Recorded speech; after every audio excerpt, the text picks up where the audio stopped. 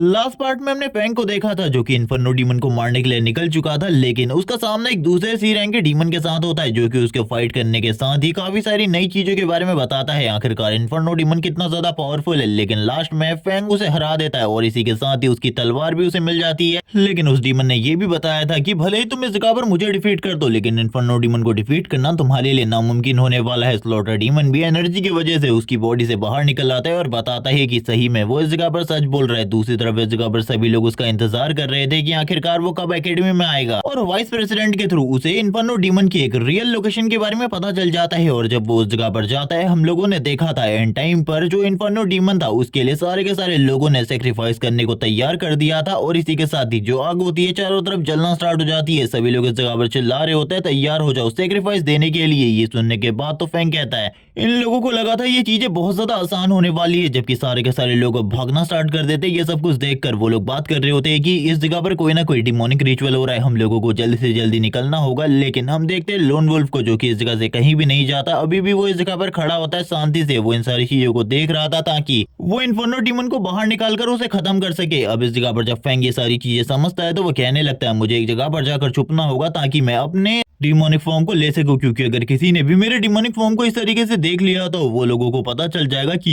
जो इस जगह पर डीमन लॉर्ड है मैं वही हूँ। जबकि हम देखते काफी सारे लोग सेक्रीफाइस हो रहे होते हैं लगातार। वो लोग इस जगह पर जोर जोर से चिल्ला रहे होते हैं कि हम लोग इस जगह पर सही में अब इन्फर्नो डीमन को देखने वाले हैं, हम लोग इन्फर्नो डीमन के डिसेंडेंट है, हम लोगों को कोई भी कुछ नहीं कर सकता, हम लोग इन्फर्नो डीमन की सारी बातों को मानने वाले। इसी के साथ ही इन्फर्नो डीमन का सीन दिखाता है जो कि तुरंत ही फायर के अंदर से बाहर आ जाता है। लोन वुल्फ इसी टाइम का तो इंतजार कर रहा था और हम देखते हैं वो इस जगह पर कहता है फाइनली इस जगह पर तुम सामने आ ही गए। हम लोग देखते हैं इन्फर्नो डीमन को जो कि इस जगह पर फैंग के डीमन की तरह लग रहा होता है थोड़ा बहुत, लेकिन इसकी बॉडी से काफी ज्यादा फायर निकल रही थी। वो अपने बाहर आने के साथ ही अपने सारे के सारे डिसेंडेंट से कहता है आखिरकार ये व्हाइट हेयर वाला इस जगह पर क्या कर रहा है, मुझे नहीं लगता कि ये तुम लोगों में से एक है, यानी कि मेरा डिसेंडेंट है। इसे देखकर लगता है ये इस जगह पर हंटिंग एसोसिएशन या फिर नाइट पेट्रोलिंग डिपार्टमेंट से इस जगह पर आया है मुझे खत्म करने के लिए। ये सुनने के साथ ही वो सभी के सभी बोलने लगते हैं हमारे लॉर्ड को खत्म करने के लिए हम इसे बिल्कुल भी नहीं छोड़ेंगे। वो सारे के सारे काफी ज्यादा तेजी से अपनी फायर रोड अपने वेपन्स के साथ आगे की तरफ बढ़ने लगते हैं। लोन वुल्फ इस जगह पर बोलता है बकवास करना बंद करो, तुम इस जगह पर मेरा शिकार बिल्कुल भी नहीं होने वाले, मैं इस जगह पर इस इन्फर्नो डीमन को खत्म करने वाला हूँ। और ये कहने के साथ ही वो तुरंत ही अपने हाथों को समन करता है और हम देखते हैं वो अकेले ही बहुत ज्यादा इजीली उन सभी को रोकने की कोशिश कर रहा होता है। वो कह रहा होता है कि इस जगह पर तुम लोगों को अगर ऐसा लगता है तुम मुझे रोक पाओगे तो ये बहुत ज्यादा मुश्किल होने वाला है, लेकिन ये फायर डीमन इस जगह पर काफी ज्यादा होते हैं। अगर ये इस जगह पर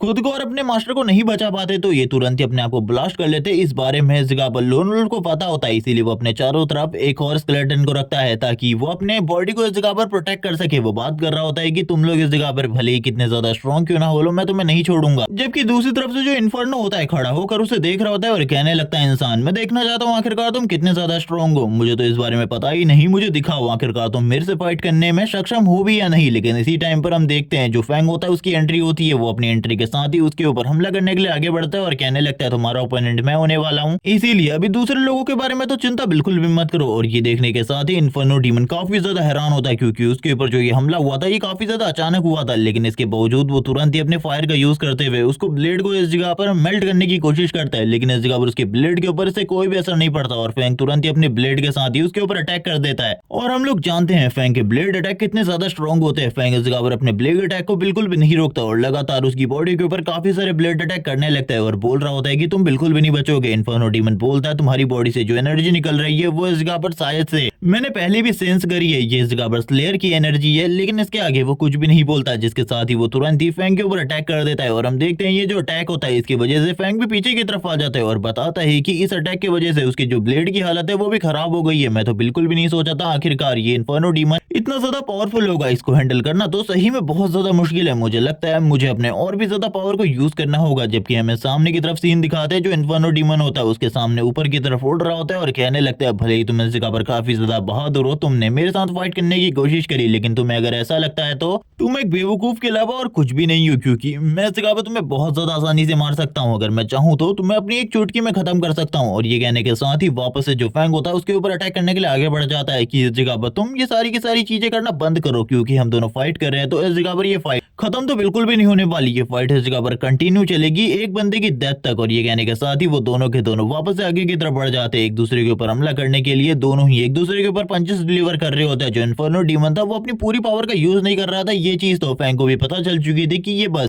फैंग के साथ खेलने की कोशिश कर रहा है। ये दोनों ही एक दूसरे के ऊपर अटैक कर रहे थे। दूसरी तरफ जो लोन वुल्फ होता है उन चार के चारों सोल्जर्स को अकेले संभाल रहा होता है और उन दोनों की फाइट को देखते हुए कहता है, मुझे लगता है अब आखिरकार ये इस जगह पर आ चुका है डीमन लॉर्ड, मैं इस जगह पर इन दोनों को ही एक साथ कैप्चर कर सकता हूँ। लेकिन आखिरकार इन्फर्नो डीमन से इसकी क्या दुश्मनी है जो कि ये इस जगह पर उससे फाइट करने के लिए आया है। मुझे लगता है इन दोनों की भी बहुत बड़ी दुश्मनी है, लेकिन अभी के लिए मैं उस जगह पर उनकी फाइट को ज्वाइन नहीं कर सकता। मुझे अभी इन लोगों से फाइट करनी होगी जो कि मेरे साथ फाइट कर रहे हैं। हम लोगों को वापस से फैंग का सीन दिखाता है जिसकी कंडीशन धीरे धीरे करके इस फाइट में कमजोर होती जाती है। फैंग को इस जगह पर बहुत सारी चोटें भी आई थी। फैंग बात करने लगता है, मेरी जो कंडीशन है धीरे धीरे करके खराब हो रही है। मुझे ऐसा लगता है कि इस फाइट को कंटिन्यू करना मेरे लिए और भी ज्यादा मुश्किल होता जाएगा धीरे धीरे करके। जबकि दूसरी तरफ इन्फर्नो डीमन बोल रहा होता है, ये फाइट इस जगह पर एंड नहीं होने वाली। इस फाइट को स्टार्ट भले ही तुमने किया था, एंड मैं ही करने वाला हूँ क्योंकि मुझे काफी ज्यादा मजा आ रहा है। इसे फाइट को इस जगह पर कंटिन्यू करो। और ये सुनने के बाद तो फैंग बोलने लगता है, शायद से ये इन सारी की सारी चीजों को एंजॉय कर रहा है। मुझे लगता है मुझे और भी ज्यादा टफ फाइट देनी होगी क्योंकि ये तो अभी भी काफी ज्यादा स्ट्रॉन्ग है मेरे मुकाबले। लेकिन आखिरकार मैं करूँ क्या, मुझे तो कुछ भी समझ में नहीं आ रहा। मेरे किसी भी तरीके का कोई भी अटैक इसके ऊपर बिल्कुल भी असर नहीं डाल रहा। जबकि दूसरी तरफ इन्फर्नो डीमन स्माइल करते हुए कहने लगता है, आखिरकार तुम किस चीज के बारे में सोच रहे हो, मेरे ऊपर अटैक करने के बारे में सोचो, ये फालतू की चीज है, बिल्कुल भी मत सोचो अभी। और करंट टाइम में इस फाइट के अंदर इन्फर्नो डीमन इतना ज्यादा ओवर पावर होता है कि वो सिंगल हैंडेडली डोमिनेट कर रहा होता है फैंग को। और ये सारी चीजें लोन वुल्फ भी समझ जाता है और कहने लगता है, मुझे नहीं लगता है कि वो फाइट इस जगह पर लंबे टाइम तक कंटिन्यू चलने वाली है क्योंकि उन दोनों के बीच में पावर का जो गैप है वो काफी ज्यादा बड़ा है।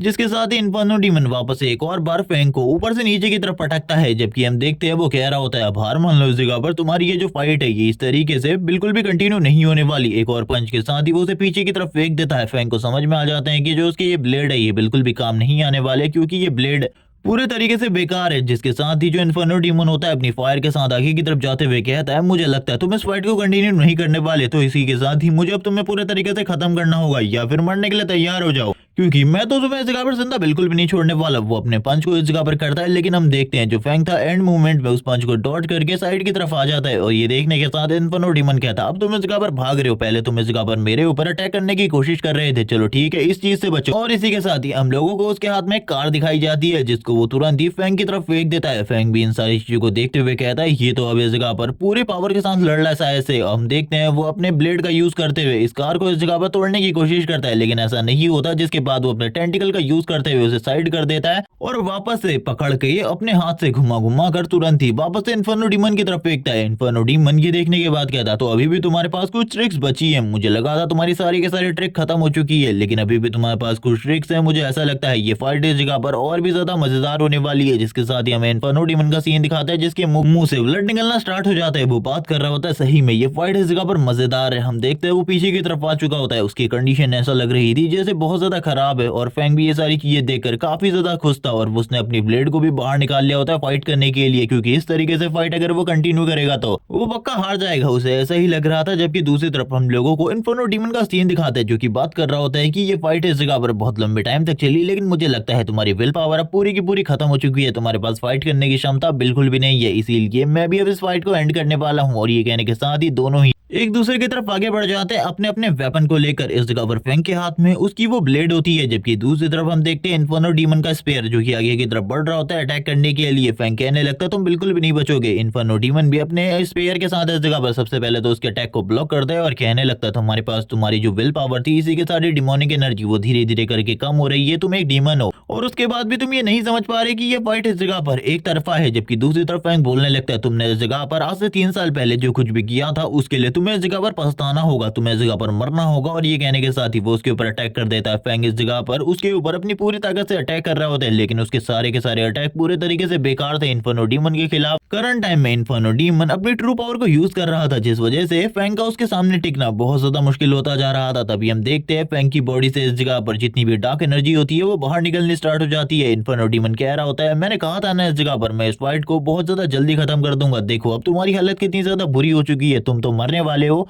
अब मुझे लगता है कि ये फाइट इस जगह पर इसी जगह पर खत्म हो जाएगी। जबकि दूसरी तरफ हम देखते हैं फैंग की बॉडी के ऊपर से उसका जो बैटल आर्मर होता है वो धीरे धीरे करके गायब होना स्टार्ट हो जाता है। करंट टाइम में वो शायद से अपनी मेंटल स्पेस के अंदर होता है, उसे कुछ भी समझ में नहीं आ रहा था। वो बात कर रहा होता है, मुझे पावर की जरूरत है, इस तरीके से तो मैं मारा जाऊंगा। स्लॉटर डीमन तभी उसके पास आकर कहता है, क्या तुम मुझे एक चीज के बारे में बताओगे, आखिरकार तुम ये फाइट क्यों कर रहे हो। ये सुनने के साथ ही फैंग बताता है वो अपनी बहन की जिंदगी को अच्छा करना चाहता है, अपने मॉम डैड का बदला लेना चाहता है, इसीलिए वो इस जगह पर फाइट कर रहा है। स्लॉटर डीमन कहता तो तुम ऐसे कभी भी इस जगह पर इस बंदे को नहीं हरा सकते क्योंकि इसकी पावर तुमसे कई गुना ज्यादा है। तुम जब तक इस जगह पर खुद के लिए नहीं लड़ते तब तक तुम इसको बिल्कुल भी डिफीट नहीं कर सकते। अगर तुम खुद के लिए लड़ोगे तभी इस जगह पर तुम्हारे पास जो हेट्रेड की पावर है वो आएगी, और जब तुम्हारी हेट्रेड की पावर बढ़ेगी और और इसी के साथ ही तुम भी पावरफुल हो जाओगे, क्योंकि हम डीमन के साथ यही सारी चीजें होती है। जितना हम लोगों के अंदर हेट होता है उतना ही हम लोगों की पावर बढ़ती है। यही तुम्हें करना होगा, अपने लिए फाइट करो। जब तक तुम अपने लिए फाइट नहीं करोगे तुम इस फाइट को नहीं जीत सकते। या फिर मरने को तैयार हो जाओ या फिर अपनी फाइटिंग विल को यूज करो और अपने लिए फाइट करो, क्योंकि तुम अगर अपने लिए फाइट नहीं करोगे तो पक्का तुम मरने वाले हो। और ये कहने के साथ ही जो इस जगह पर स्लॉटर डीमन होता है वो जोर जोर से हंस रहा होता है और कहने लगता है, अगर तुम इस जगह पर अपनी फाइटिंग विल को यूज नहीं करोगे तो इस जगह पर तुम बिल्कुल भी कोई नया फॉर्म अचीव नहीं कर पाओगे और नए पावर लेवल को हासिल नहीं कर पाओगे, और अपने पावर लेवल को बढ़ाए बिना इस इन्फर्नो डीमन से जीतना तुम्हारे लिए पूरे तरीके से नामुमकिन है। जब इसी बारे में बात चल रही होती है हम लोग वापस से बाहर का सीन देखते हैं जहां पर बहुत बड़े बड़े धमाके हो रहे थे, क्योंकि इन्फर्नो डीमन दूसरी तरफ से अटैक कर रहा होता है फैंग के ऊपर, क्योंकि वो तो फैंग को बिल्कुल भी जिंदा नहीं छोड़ना चाहता था। फैंग कहने लगता है, मैं तैयार हूँ अपनी फाइटिंग विल को यूज करने के लिए। अब ये फाइट इस जगह पर बस मैं अपने लिए लड़ रहा हूँ, किसी और के लिए बिल्कुल भी नहीं। और ये कहने के साथ ही उसकी बॉडी से वापस से बहुत ज्यादा पावरफुल डिमोनिक एनर्जी निकलनी स्टार्ट हो जाती है। हम लोग देखते हैं करंट टाइम में जो उसके हेट्रेड की पावर का लेवल होता है वो एक नेक्स्ट लेवल पर जा चुका था, जबकि दूसरी तरफ ये सारी चीजें देखकर जो इन्फर्नो डीमन होता है वो भी काफी ज्यादा हैरान था। वो कहने लगता है, लेकिन थोड़ी ही टाइम में बहुत ज्यादा घायल होने के बावजूद इसकी बॉडी के अंदर से जो ये पावर निकल रही है, आखिरकार ऐसा कैसे हो सकता है, मैंने आज से पहले कभी भी ऐसा नहीं देखा। जबकि दूसरी तरफ हम लोगों को सीन दिखाया जाता है जो फैंग होता है उसकी बॉडी से काफी ज्यादा पावरफुल एनर्जी तो निकल ही रही होती है, और इसी के साथ ही उसकी जो न्यू फॉर्म होती है वो भी अब एक्टिवेट हो जाती है। हम देखते हैं उसकी न्यू फॉर्म जो कि बहुत ज्यादा क्रूअल लग रही थी एक डीमन की तरह, और अब सही में फैंग इस जगह पर डीमन लॉर्ड के टाइटल को डिजर्व करता है। हम देखते हैं उसकी बॉडी से इतना ज्यादा प्रेशर रिलीज हो रहा होता है कि उस जमीन के टुकड़े के ऊपर गड्ढा पड़ना स्टार्ट हो जाता है जहां पर फैंग करंट टाइम में खड़ा था, अपने आप को पावर अप कर रहा होता है। और ये सारी चीजें देखकर इन्फर्नो डीमन को कुछ भी समझ में नहीं आ रहा था। वो बोलने लगता है, आज से पहले मैंने ऐसा कभी भी नहीं देखा, ऐसा बस एक इंसान कर सकता है, स्लॉटर डीमन। अब वो समझ जाता है कि फैंग के पास जिसकी पावर है वो और कोई नहीं बल्कि स्लॉटर डीमन है, और अपनी न्यू ट्रांसफॉर्मेशन के बाद तो फैंग की पावर पहले के मुकाबले काफी ज्यादा बढ़ चुकी थी। और इसी के साथ ही वो अब इन्फर्नो डीमन की तरफ देखते हुए कहता है, अब तुम्हारी बारी है, तैयार हो जाओ मरने के लिए। इन्फर्नो डीमन उसकी तरफ देखते हुए कहता है, भले ही तुमने इस जगह पर पावर अप कर लिया हो लेकिन इसके बावजूद भी तुम इतने ज्यादा पावरफुल और केपेबल नहीं हो कि तुम मुझे डिफीट कर सको। लेकिन तब तक फैंग उसके काफी ज्यादा करीब आ चुका होता है और एक पंच मारकर वहां पर एक बहुत बड़ा धमाका तो कर देता है। लेकिन हम देखते हैं इन्फर्नो डीमन उस जगह पर बिल्कुल भी नहीं होता, वो पहले ही उस जगह से जा चुका था। लेकिन दोबारा से इस जगह पर फैंग इन्फर्नो डीमन को पकड़ लेता है और उसके गले को पकड़ते हुए कहता, तुमने जो कुछ भी पहले किया था उसके लिए तैयार हो जाओ, अब तुम मरने वाले हो। और वो जबरदस्त तरीके से उसे नीचे पटकता है, जिसके बावजूद इन्फर्नो डीमन को कोई भी फर्क नहीं पड़ता। उसके मुंह से ब्लड निकल रहा होता है, वो कमजोर हो चुका था लेकिन फिर भी उसे कोई फर्क नहीं पड़ रहा था। इन सारी चीजों से फैंग इस जगह पर कुछ भी कर लेता, उसको इस जगह पर कोई फर्क नहीं पड़ रहा था। जिसके साथ ही वो फैंग के हाथ को पकड़ते हुए पीछे की तरफ करने लगता है और बोलता है, तुम्हें इस जगह पर मेरी रियल बॉडी के बारे में तो पता ही नहीं है। अभी तक ये जो बॉडी थी ये तुम्हारे पहले फॉर्म की तरह थी, अब मैं भी इस जगह पर तुम्हें अपनी सेकंड फॉर्म दिखाता हूँ। और ये कहने के साथ ही वो अपनी पूरी की पूरी फ्लेम बॉडी को बाहर निकाल लेता है और हम लोगों को उसकी एक फ्लेम बॉडी दिखाई जाती है। इसी के साथ ही जो इन्फर्नो डीमन के स्केल्स होते हैं वो भी जलना स्टार्ट हो जाते हैं इसकी फ्लेम बॉडी की वजह से।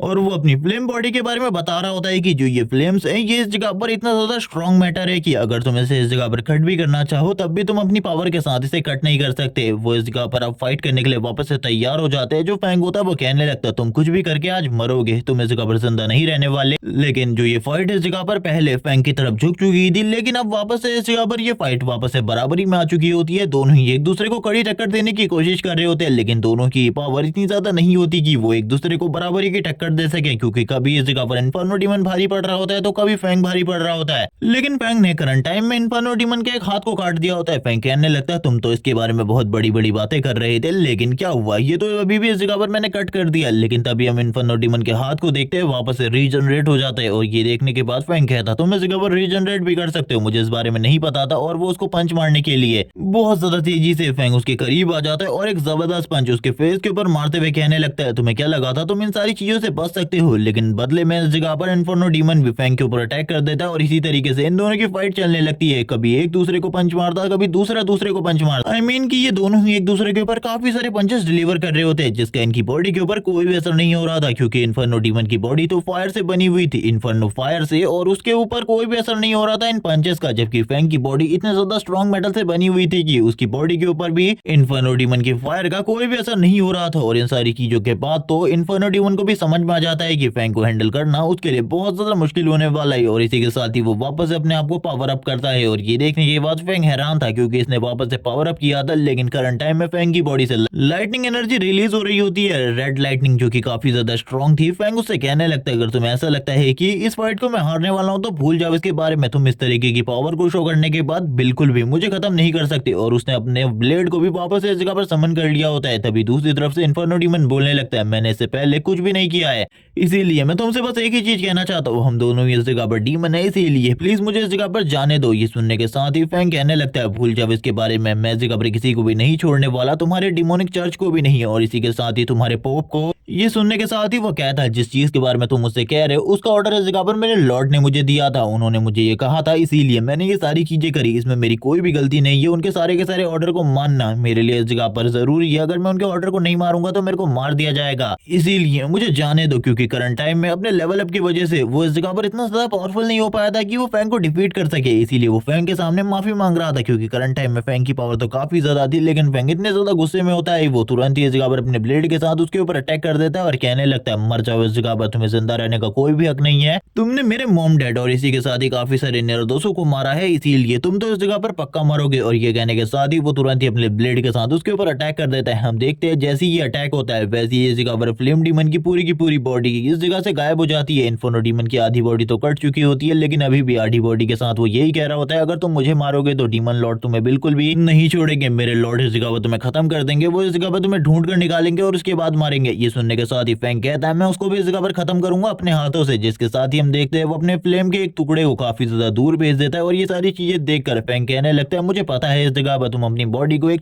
फ्लेम के छोटे से टुकड़े से भी रीजनरेट कर सकते हो, लेकिन इसके बारे में भूल जाओ कि तुम इस जगह से भाग पाओगे। उसकी बाइक भी तुरंत इस जगह पर आ जाती है फैंग की मदद करने के लिए। फैंग अब इस जगह पर फ्लेम डीमन का वापस से पीछा करना स्टार्ट कर देता है। इन्फर्नो डीमन काफी ज्यादा तेजी से भाग रहा था, जो उसकी ब्लेड बाइक होती है आसपास की जितनी भी फायर होती है उसे बुझाने में इस जगह पर मदद कर रही होती है, और जो फायर इस जगह पर बच गई थी उसे इस जगह पर वो खत्म कर देती है। फैंग इस जगह पर कहने लगता है, फाइनली मैंने इस जगह पर तुम्हें मार दिया, अपने मॉम डैड का बदला ले लिया, लेकिन अभी भी ये बदला इस जगह पर पूरा नहीं है, क्योंकि जब जिसने इस जगह पर तुम्हें इन सारी चीजों को करने का ऑर्डर दिया था, जब तक मैं उस पर्सन को नहीं मार देता तब तक मुझे इस जगह पर शांति तो बिल्कुल भी नहीं मिलने वाली। और ये कहने के साथ ही वो अपने गुस्से को भी इस जगह पर शो कर रहा होता है और कहने लगता है, मैं उसे बिल्कुल भी नहीं छोड़ने वाला। जिसके साथ ही हम लोग करंट टाइम में देखते हैं उसे एक नई एबिलिटी मिल जाती है, अब वो फ्लेम को भी कंट्रोल कर सकता है, और ये सारी चीजें फ्लेम डीमन को मारने की वजह से हुई है। उसके पावर लेवल में भी ग्रोथ आया होता है, और करंट टाइम में वो सी लेवल के मिडिल स्टेज में पहुंच चुका था। वो बात कर रहा होता है, मेरी पावर करंट टाइम में काफी ज्यादा बढ़ गई है, लेकिन अभी भी ये इतनी ज्यादा काफी नहीं है कि मैं भी काफी सारे अपोनेंट का सामना कर सकूं। और इसी के साथ ही अब वो इस जगह से निकलने वाला था, वो तुरंत ही अपने ब्लेड को पीछे रखता है और कहने लगता है, मुझे जल्दी से जल्दी एक सेफ एरिया में जाना होगा, क्योंकि ये एरिया मेरे लिए बिल्कुल भी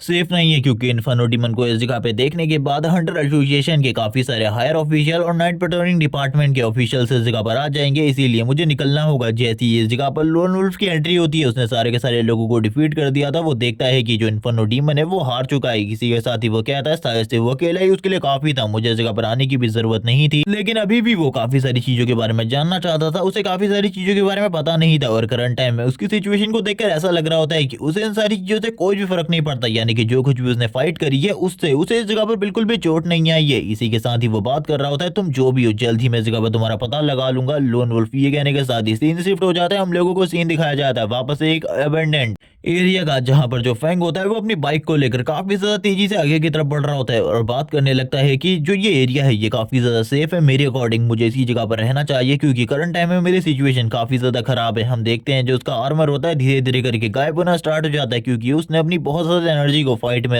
यूज कर लिया था, जिस वजह से अब उसके पास इतनी ज्यादा एनर्जी नहीं थी कि वो फाइट बैक कर सके। वो इसी बारे में बात करते हुए कहने लगता है, करंट टाइम में मुझे ऐसा लगता है कि अभी भी मेरे दुश्मन इस जगह पर खत्म नहीं हुए हैं। जबकि दूसरी तरफ स्लॉटर डीमन बाहर आते हुए कहता है, आखिरकार अब तुम किस चीज के बारे में सोच रहे हो? वो कहने लगता है, मैं इस जगह पर जो डिमोनिक कल्ट है उसके इस जगह पर जो लॉर्ड है या फिर टॉप वाला बंदा है उसे मारने के बारे में सोच रहा हूँ, क्योंकि जो इन्फर्नो डीमन है वो एक मोहरा था, उसको उस जगह पर कंट्रोल किया जा रहा था उसके थ्रू। अगर वो इस जगह पर उसका काम नहीं करता तो कोई ना कोई और जरूर करता। इसीलिए मुझे ऐसा लगता है कि हम लोगों को उस पर्सन को मारने की जरूरत है। तभी हम देखते हैं वो उसकी बॉडी के ऊपर हाथ लगाते हुए कहने लगता है, चिंता बिल्कुल भी मत करो, मैं इसमें तुम्हारी मदद करूंगा। फैंक कहने लग गया था, अभी के लिए तो तुम मेरी बॉडी से दूर रहो क्योंकि इससे मुझे दर्द हो रहा है। जबकि दूसरी तरफ हम लोगों को उसी कॉन्सर्ट का सीन दिखाते हैं जहां पर वो सारी की सारी चीजें हुई थी। काफी ज्यादा लोग काफी ज्यादा बुरे तरीके से घायल हो गए थे और इन सारी चीजों को देखने के बाद कुछ लोग बात कर रहे होते हैं कि वो बंदा इस जगह पर सही तरीके से इन कामों को नहीं कर पाया, इन्फर्नो मारा गया। इसी के साथ ही अब इन सारे के सारे कामों को कौन करने वाला है? तभी एक बंदा कहता है, लॉर्ड की तरफ से मुझे ही ऑर्डर दिया गया है कि डोंगजाओ सिटी को बर्बाद करने का पूरा काम अब मेरे को करना है, मैं इस जगह पर ये सारी चीजें करूंगा। और ये कहने के साथ ही वो स्माइल करने लगता है, यानी कि ये मेंबर्स भी इस जगह पर डिमोनिक कल्ट से आए हैं और इस बंदे का नाम इस जगह पर शैडो डीमन है। और शैडो डीमन ये कहने के साथ ही तुरंत ही आगे की तरफ निकल जाता है और कहने लगता है, तुम बस इस जगह पर देखो आखिरकार किस तरीके से मैं इस जगह को पूरे तरीके से बर्बाद करके रखता हूँ।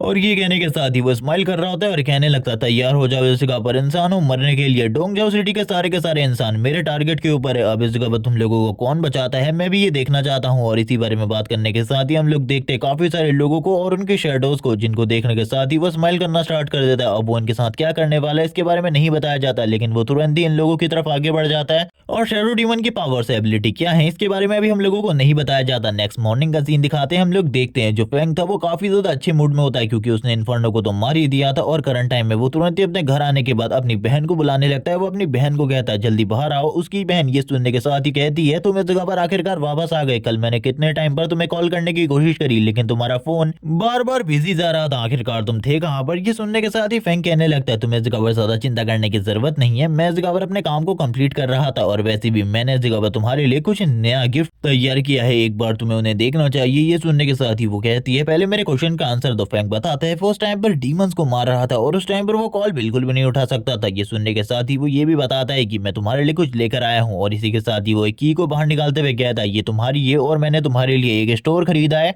और अब तुम्हें कहीं और पर जाकर काम करने की जरूरत बिल्कुल भी नहीं है, तुम इस जगह पर अपने ही स्टोर पर काम कर सकती हो। और ये सुनने के बाद तो वो भी काफी ज्यादा हैरान होती है क्योंकि उसने एक बहुत बड़े स्टोर को खरीद लिया था। तभी वो कहती है, नहीं मुझे इन सारी चीजों की जरूरत नहीं है, अगर तुम्हारे पास बहुत सारा पैसा है तो तुम्हें इस जगह पर पैसे को बचाना चाहिए क्योंकि आने वाले टाइम में तुम्हें शादी भी तो करनी है, उसके लिए तुम्हें काफी सारे पैसों को सेव करना होगा। ये सुनने के साथ ही फैंग इस जगह पर कहने लगता है, ऐसा समझो कि मैं इस जगह पर तुम्हारे स्टोर में इन्वेस्टमेंट कर रहा हूँ और इससे इस जगह पर आगे चलकर हम दोनों को फायदा होने वाला है, तो इस जगह पर तुम्हें ये काम करना चाहिए। मुझे लगता है तुम इस काम में बहुत ज्यादा अच्छी हो, तुम इजीली ये सारे के सारे कामों को हैंडल कर सकती हो। और ये कहने के साथ ही वो तुरंत देखी को अपनी बहन के हाथों में देकर चला जाता है। तभी उसकी बहन कहती है, रुको एक मिनट। और वो उसे कहती है, शायद से अब तुम इस जगह पर बड़े हो चुके हो और समझदार भी हो चुके हो और अपने आप से इस जगह पर फैसले ले सकते हो, लेकिन मेरे पास इस जगह पर तुम्हारे लिए कुछ है क्योंकि इस जगह पर जो हंटिंग एसोसिएशन है उस जगह से तुम्हारे लिए एक लेटर आया था। और ये कहने के साथ ही वो लेटर तुरंत ही फैंग को दे देती है और फैंग ये देखने के साथ ही हैरान होता है क्योंकि इस लेटर पर डायरेक्टली ये बताया गया था कि जो फैंग है अब करंट टाइम में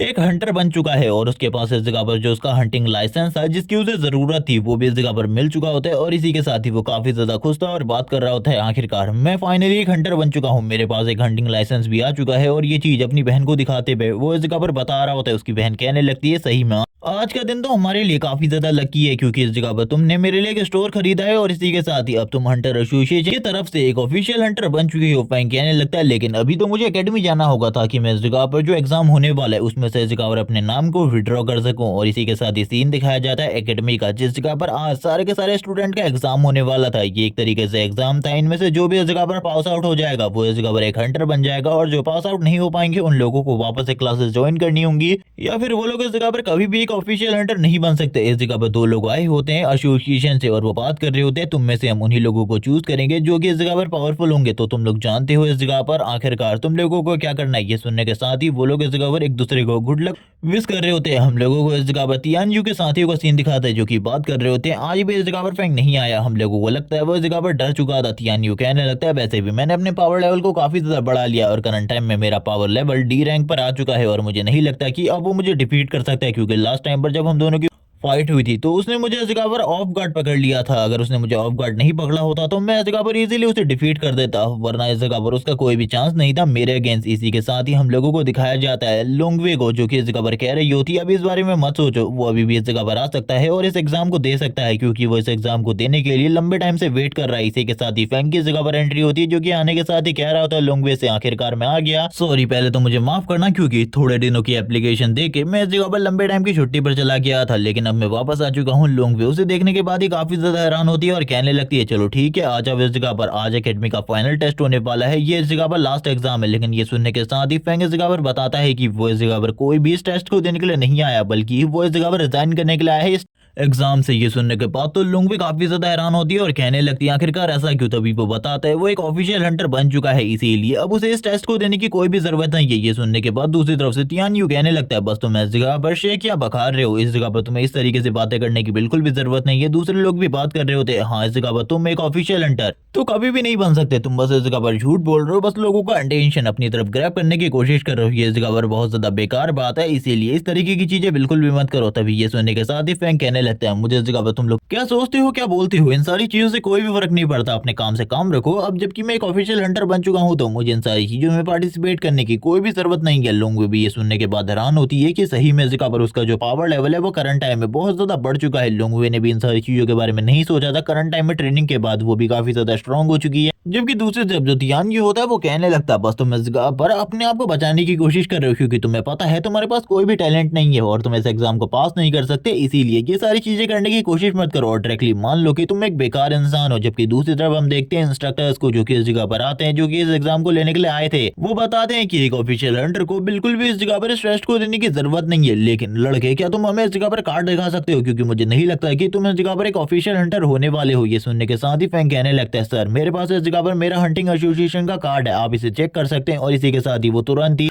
उस कार्ड को चेक करने लगता है। उस कार्ड को चेक करने के साथ ही इस जगह पर वो सभी लोगों को बताता है कि जो फैंग है इस जगह पर उसके पास सही में हंटिंग एसोसिएशन का एक कार्ड है और ये इस जगह पर सच बोल रहा है। इसके पास तो इस जगह पर सी ग्रेड की पावर है, यानी कि एक सी रैंक का हंटर है। जबकि दूसरी तरफ वो ये भी बताते हैं कि इसके अंदर इस जगह पर वाइस प्रेसिडेंट ने खुद साइन करे हैं। मुझे ऐसा लगता है कि इन सारी चीजों को अगर मैं जानता हूं तो ये लड़का इस जगह पर बहुत ज्यादा आगे जाने वाला है। ये सुनने के बाद तो सभी लोग पूरे तरीके से हैरान होते। तियान यू भी कहने लगता है ऐसा कैसे हो सकता है, ऐसा बिल्कुल भी नहीं हो सकता, वो एक ऑफिशियल हंटर बन चुका है एग्जाम देने से पहले ही और अभी तक हम लोग इस जगह पर एग्जाम दिए भी नहीं है और हम लोगों को ये न्यूज मिल रही है। जबकि दूसरी तरफ हम लोगों को लोंगवे का सीन दिखाते हैं जो बोलने लगती है तुम इस जगह पर इतने लंबे टाइम से अपने आप को कमजोर दिखाने की कोशिश कर रहे थे, तुमने इस जगह पर मुझे नहीं बताया तुम इतने जल्दी एक ऑफिशियल हंटर बन चुके हो। फैंग कहने लगता मुझे तुम्हारे ऊपर पूरा यकीन है, तुम भी एक बहुत ज्यादा पावरफुल हंटर बनोगी और अपने टेस्ट को देकर आकर जरूर इस जगह पर एक बहुत ज्यादा अच्छा स्कोर हासिल करोगी। और इसी के साथ ही चारों तरफ से इस जगह पर फैंग को लोग घेर लेते हैं। फैंग बातें करने लगता है हमेशा ऐसा ही होता है, जो पावरफुल लोग होते हैं उसके सामने पूरी की पूरी दुनिया झुक जाती है। जैसे कि अभी करंट टाइम में मेरी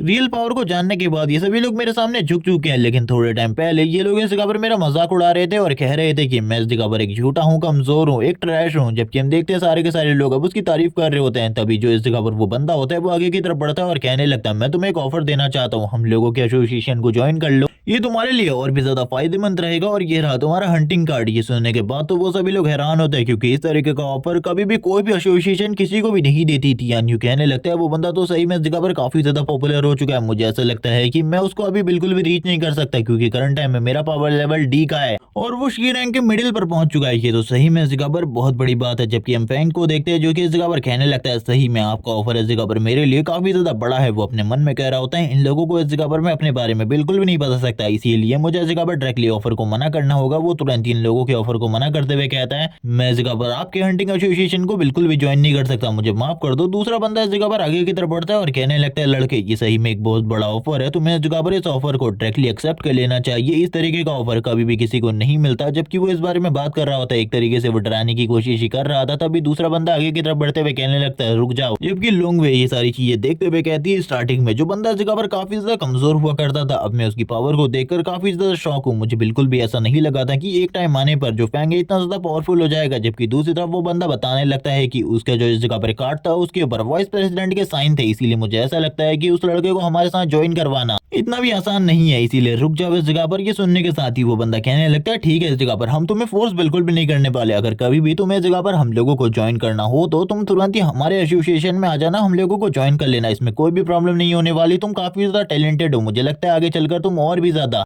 हाई ग्रेड्स या फिर मेरिट्स को हासिल कर सकते हो, मुझे तुम्हारे ऊपर पूरा यकीन है। और ये बातें करने के साथ ही वो आगे की तरफ चला जाता है, जबकि उसका दूसरा साथी इस जगह पर सारे के सारे लोगों को असेसमेंट के लिए तैयार कर रहा होता है और कहने लगता है तैयार हो जाओ, तुम लोगों को असेसमेंट होने वाला है। जबकि फैंग ये सारी चीजें देखते हुए कहता है सही में इस जगह पर पावरफुल के लिए दुनिया बहुत ज्यादा बड़ी है और कमजोर के लिए बहुत ज्यादा छोटी। इसी के साथ ही दूसरी तरफ जो लोंगवे होती है वो कहने लगती है इंतजार करो, मैं इस जगह पर अपने एग्जाम को पास कर आती हूँ, मैं भी देखना चाहती हूँ आखिरकार मैं हंटर एसोसिएशन में किस रैंक को हासिल कर पाती हूँ। ये सुनने के साथ ही फैंग कह रहा होता है मुझे पता है इस जगह पर तुम बहुत ज्यादा पावरफुल हो और तुम अच्छे ग्रेड से हासिल करोगी। इसी के साथ ही वो उसे गुड लक करता है, जिसके साथ ही वो भी अब इस जगह से निकल जाती है टेस्ट के लिए। हम लोग देखते हैं इनका जो टेस्ट का टाइम था वो हो चुका होता है, जो इनके इंस्ट्रक्टर होते हैं वो बता रहे होते हैं सारे के सारे रूल्स के बारे में, आखिरकार इन लोगों को क्या करना है, किस तरीके से इन लोगों के पावर को मेजर किया जाएगा। अभी तो बस इन लोगों की एक तरीके से अवेकनिंग होने वाली है, इन लोगों को हंटर रैंक तभी दिए जाएंगे जब ये लोग इस जगह पर ग्रुप में हंटिंग के लिए जाएंगे। इसी के साथ ही एक एक कर सभी लोग बाहर आने लगते। एक बंदा बताता है कि मैंने इस जगह पर ई रैंक की अवेकनिंग हासिल कर ली है, मैं इस जगह पर वेपन्स को समन कर सकता हूँ। बाकी लोग इस जगह पर बात कर रहे थे कि मेरा तो लक इस जगह पर काफी ज्यादा खराब निकला। उस बंदे के चारों तरफ काफी सारी लड़कियां होती है और वो लड़कियों के सामने इस जगह पर बहुत ज्यादा कूल और पावरफुल बनने की कोशिश कर रहा होता है। जबकि दूसरी तरफ हम लोगों को एक दूसरा सीन दिखाता है जहां पर तियान यू की एंट्री होती है, लेकिन उसके साथ कोई भी नहीं होता। वो काफी ज्यादा गुस्सा होता है क्योंकि उसने डी रैंक की अवेकनिंग हासिल करी थी करंट टाइम में, लेकिन वो इससे बिल्कुल भी खुश नहीं था। वो बात कर रहा होता है एक टाइम आने पर मैं इस जगह पर फेंक दूं, मैं जरूर सरपास कर दूंगा। और ये सारी बातें करते हुए वो तुरंत ही अपनी एनर्जी को भी काफी ज्यादा तेजी से रिलीज करता है क्योंकि उसने बस डी रैंक हासिल किया था। सभी लोग इस जगह पर बात कर रहे होते हैं कि इस जगह पर जो लोंगजू है उसने भी इस जगह पर सी रैंक हासिल किया है, जिसके साथ ही सारे के सारे स्टूडेंट इस जगह पर खाने पर आ जाते हैं। फेंक भी इस जगह पर एक रेस्टोरेंट में बैठा होता है। लोंग भी बताने लगती है मैंने सी रैंक हासिल किया है जिस वजह से मैं इस जगह पर तुम्हें पार्टी दे रही हूँ। फेंक भी अपने दिमाग में कैलकुलेशन लगाने के बाद ये समझ जाता है कि जो लोंगे का पावर लेवल है वो करंट टाइम में सी रैंक के इंटरमीडिएट लेवल पर नहीं है बल्कि वो लोअर लेवल पर है और वो करंट टाइम में इंटरमीडिएट लेवल पर, यानी कि उन दोनों के बीच में बस एक ही लेवल का गैप है। जबकि वो अपने मन में कहने लगता है मुझे अपने गैप को और ज्यादा बढ़ाना होगा और भी ज्यादा पावरफुल होना होगा क्योंकि इस तरीके से कमजोर रहना इस दुनिया के अंदर बिल्कुल भी सही चीज नहीं है। क्योंकि अगर तुम्हारे पास पावर नहीं होगी तो ये पूरी की पूरी दुनिया तुम्हारे ऊपर डोमिनेट करने लगेगी। और वो ये सारी चीजों को अच्छी तरीके से जानता था क्योंकि 3 साल उसने ऐसी कंडीशन में बिताए थे जब उसके पास पावर नहीं थी। सभी लोग उसे बुली किया करते थे कुछ लोगों के अलावा, लेकिन इसी के साथ ही किसी की एंट्री होती है जो कि स्लॉटर डीमन था। फेंग उसे देखने के बाद हैरान होता है और कहने लगता है आखिरकार तुम क्या कहना चाहते हो। तभी स्लॉटर डीमन बोलता है कि तुम्हारी वाइफ इस जगह पर कह रही है कि वो बाद में जाकर इस जगह पर हंटिंग गिल्ड्स को ज्वाइन करेगी, लेकिन अगर वो हंटिंग गिल्ड्स को ज्वाइन कर लेती है और उसे पता चलता है तुम डीमन हो तो वो तुम्हें ही पकड़ लेगी और ये इस जगह पर कितनी ज्यादा मजेदार बात होगी।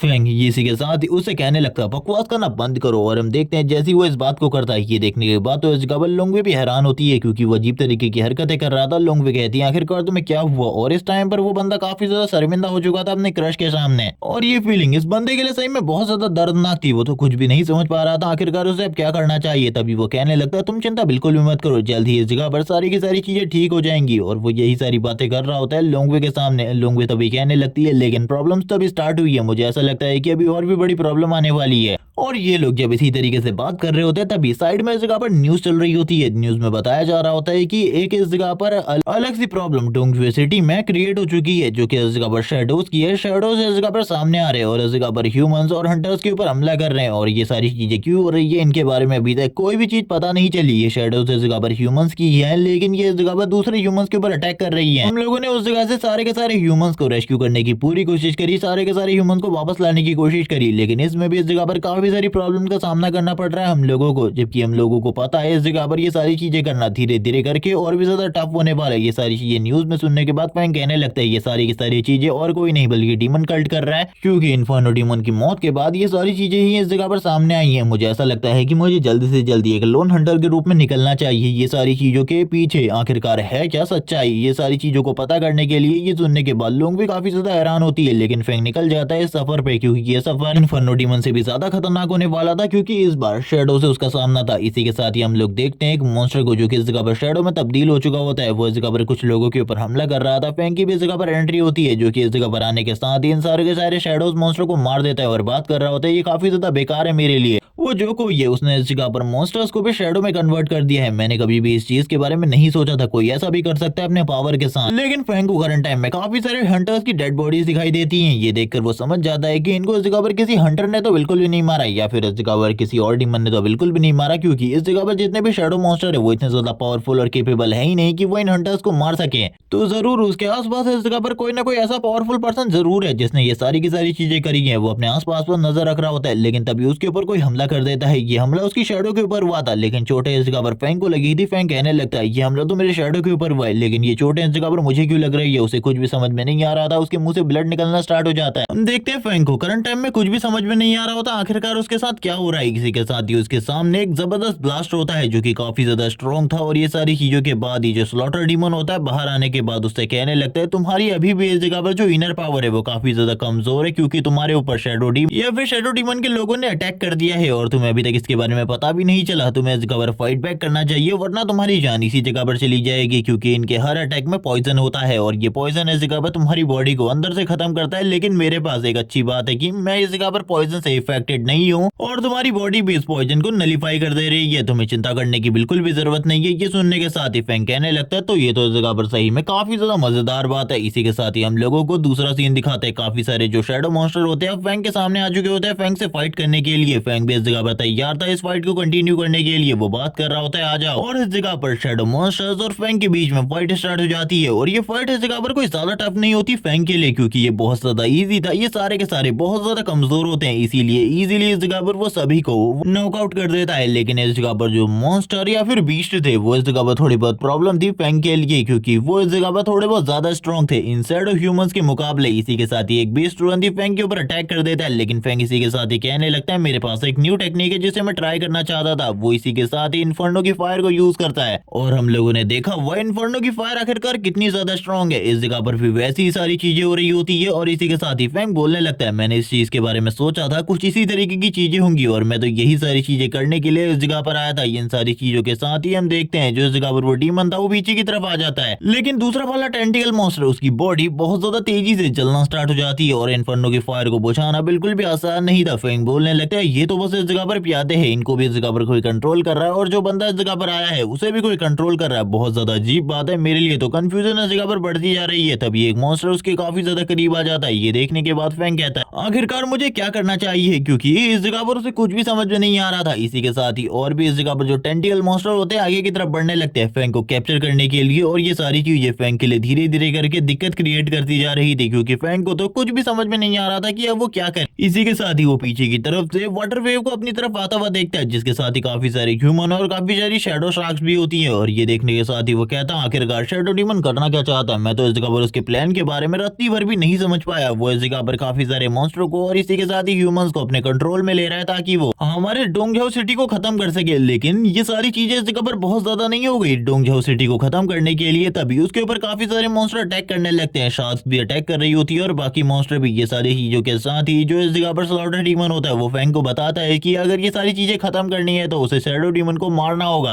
अगर वो शैडो डीमन को नहीं मारेगा तो ये सारी चीजें बिल्कुल भी इतना ज्यादा आसान नहीं होने वाली। फैंग ये सारी चीजें देखकर समझ चुका होता है कि अगर वो इस जगह पर थोड़ा भी पानी की तरफ जाता है तो सामने की तरफ इतने खतरनाक मॉन्स्टर है कि उनका सामना करना उसके लिए भी बहुत ज्यादा मुश्किल होगा। लेकिन फैंग इस जगह पर रुक नहीं सकता था, उसे फाइट करनी थी, क्योंकि अगर वो फाइट नहीं करेगा तो वो बिल्कुल भी रियल शैडो डीमन का पता नहीं लगा पाएगा, और वो कुछ भी करेगा करंट टाइम में रियल शैडो डीमन का पता लगाना चाहता है। इसीलिए वो फाइट को स्टार्ट कर देता है। वो तुरंत ही अपनी फ्लेम के साथ अटैक करता है और इसी के साथ ही कहने लगता है जल्दी सामने आ जाओ, यही तुम्हारे लिए ठीक रहेगा। अगर तुम सामने नहीं आते तुम्हारे लिए प्रॉब्लम मैं और ज्यादा बढ़ाने वाला हूँ। वो इस जगह पर अपनी फायर के साथ अटैक कर रहा होता है, जिसके साथ ही वो मॉन्स्टर्स को तो मार देता है, लेकिन जो बाकी मॉन्स्टर थे वो पानी के अंदर होते, जिस वजह से उसकी फायर का उस जगह पर कोई भी असर नहीं हो रहा था, और इन शैडो मॉन्स्टर्स को मारने की वजह से उसे कोई भी एबिलिटी नहीं मिल रही थी जो कि नहीं थी। स्लॉटर डीमन फैंग से कहने लगता है तुम्हें अपने रियल सेल्फ को पहचानना होगा, तभी तुम इस जगह पर अपने ट्रू पावर को यूज कर पाओगे। लेकिन तभी फैंग ऊपर की तरफ देखते हुए कहता आखिरकार वो क्या है, और इसी के साथ ही हम लोगों को ऊपर की तरफ काफी सारे शैडो क्रॉस दिखाई जाते हैं जो कि इसी जगह पर आ रहे होते हैं। और फैंग के लिए इन सभी को खत्म करना बहुत ज्यादा मुश्किल था क्योंकि ये शैडो क्रॉस हवा में थे और इनको नीचे की तरफ मारना बहुत ज्यादा मुश्किल था। और फैंग की तरह ही बाकी सारे हंटर्स भी इस जगह पर मौजूद होते हैं जो कि ये सारी चीजें देखकर बहुत ज्यादा हैरान थे। वो बात कर रहे होते हैं आखिरकार अब ये शैडो क्रॉस कहां से आ गए। पहले तो हम लोगों को खाली इन्हीं शैडो मॉन्स्टर का सामना करना पड़ रहा था, लेकिन अब ये शैडो क्रॉस जो कि काफी ज्यादा अजीब बात है। जब वो इन शैडो क्रॉस के बारे में बात कर रहे होते हैं हम लोगों को एक टीले के ऊपर एक पोर्टल का सीन दिखाते हैं जिसके अंदर से काफी सारे शैडो क्रॉस तो बाहर निकलते ही है, लेकिन शैडो डीमन भी इसी से बाहर निकलता है। और इसी के साथ ही कहने लगता है स्लॉटर डीमन को मारने वाला बंदा इस जगह पर आ चुका है। मुझे लगता है अब इस जगह पर जो शैडो गेम है उसे खत्म करने का या फिर और भी ज्यादा मजेदार बनाने का मौका है। और ये सारी चीजें देखने के साथ ही स्लॉटर डीमन बोलने लगता है तुम्हारे लिए जो प्रॉब्लम है और भी ज्यादा बढ़ने वाली है। तुम्हें इस जगह पर सही तरीके से फाइट को करना होगा, अगर तुम सही तरीके से फाइट नहीं करोगे तो पक्का इस जगह पर खत्म हो जाओगे। ये सुनने के साथ ही फैंग कहने लगता है लेकिन वो ऊपर की तरफ है, उन्हें ऊपर की तरफ खत्म करना बहुत ज्यादा मुश्किल है। वो तुरंत ही अपनी फायर वेव को यूज करता है ऊपर की तरफ इन क्रॉस को खत्म करने के लिए, लेकिन हम देखते हैं इसका असर इस जगह पर बहुत ही कम क्रॉस के ऊपर होता है। और इन सारी चीजों को देखने के बाद फैंग समझ जाता है कि इनको इस तरीके से खत्म करना उसके लिए बहुत ज्यादा मुश्किल होने वाला है। इस तरीके से हराना बहुत ज्यादा मुश्किल है। ये सुनने के साथ ही स्लॉटर डीमन कहता है चलो ठीक है मैं तुम्हारी मदद करता हूँ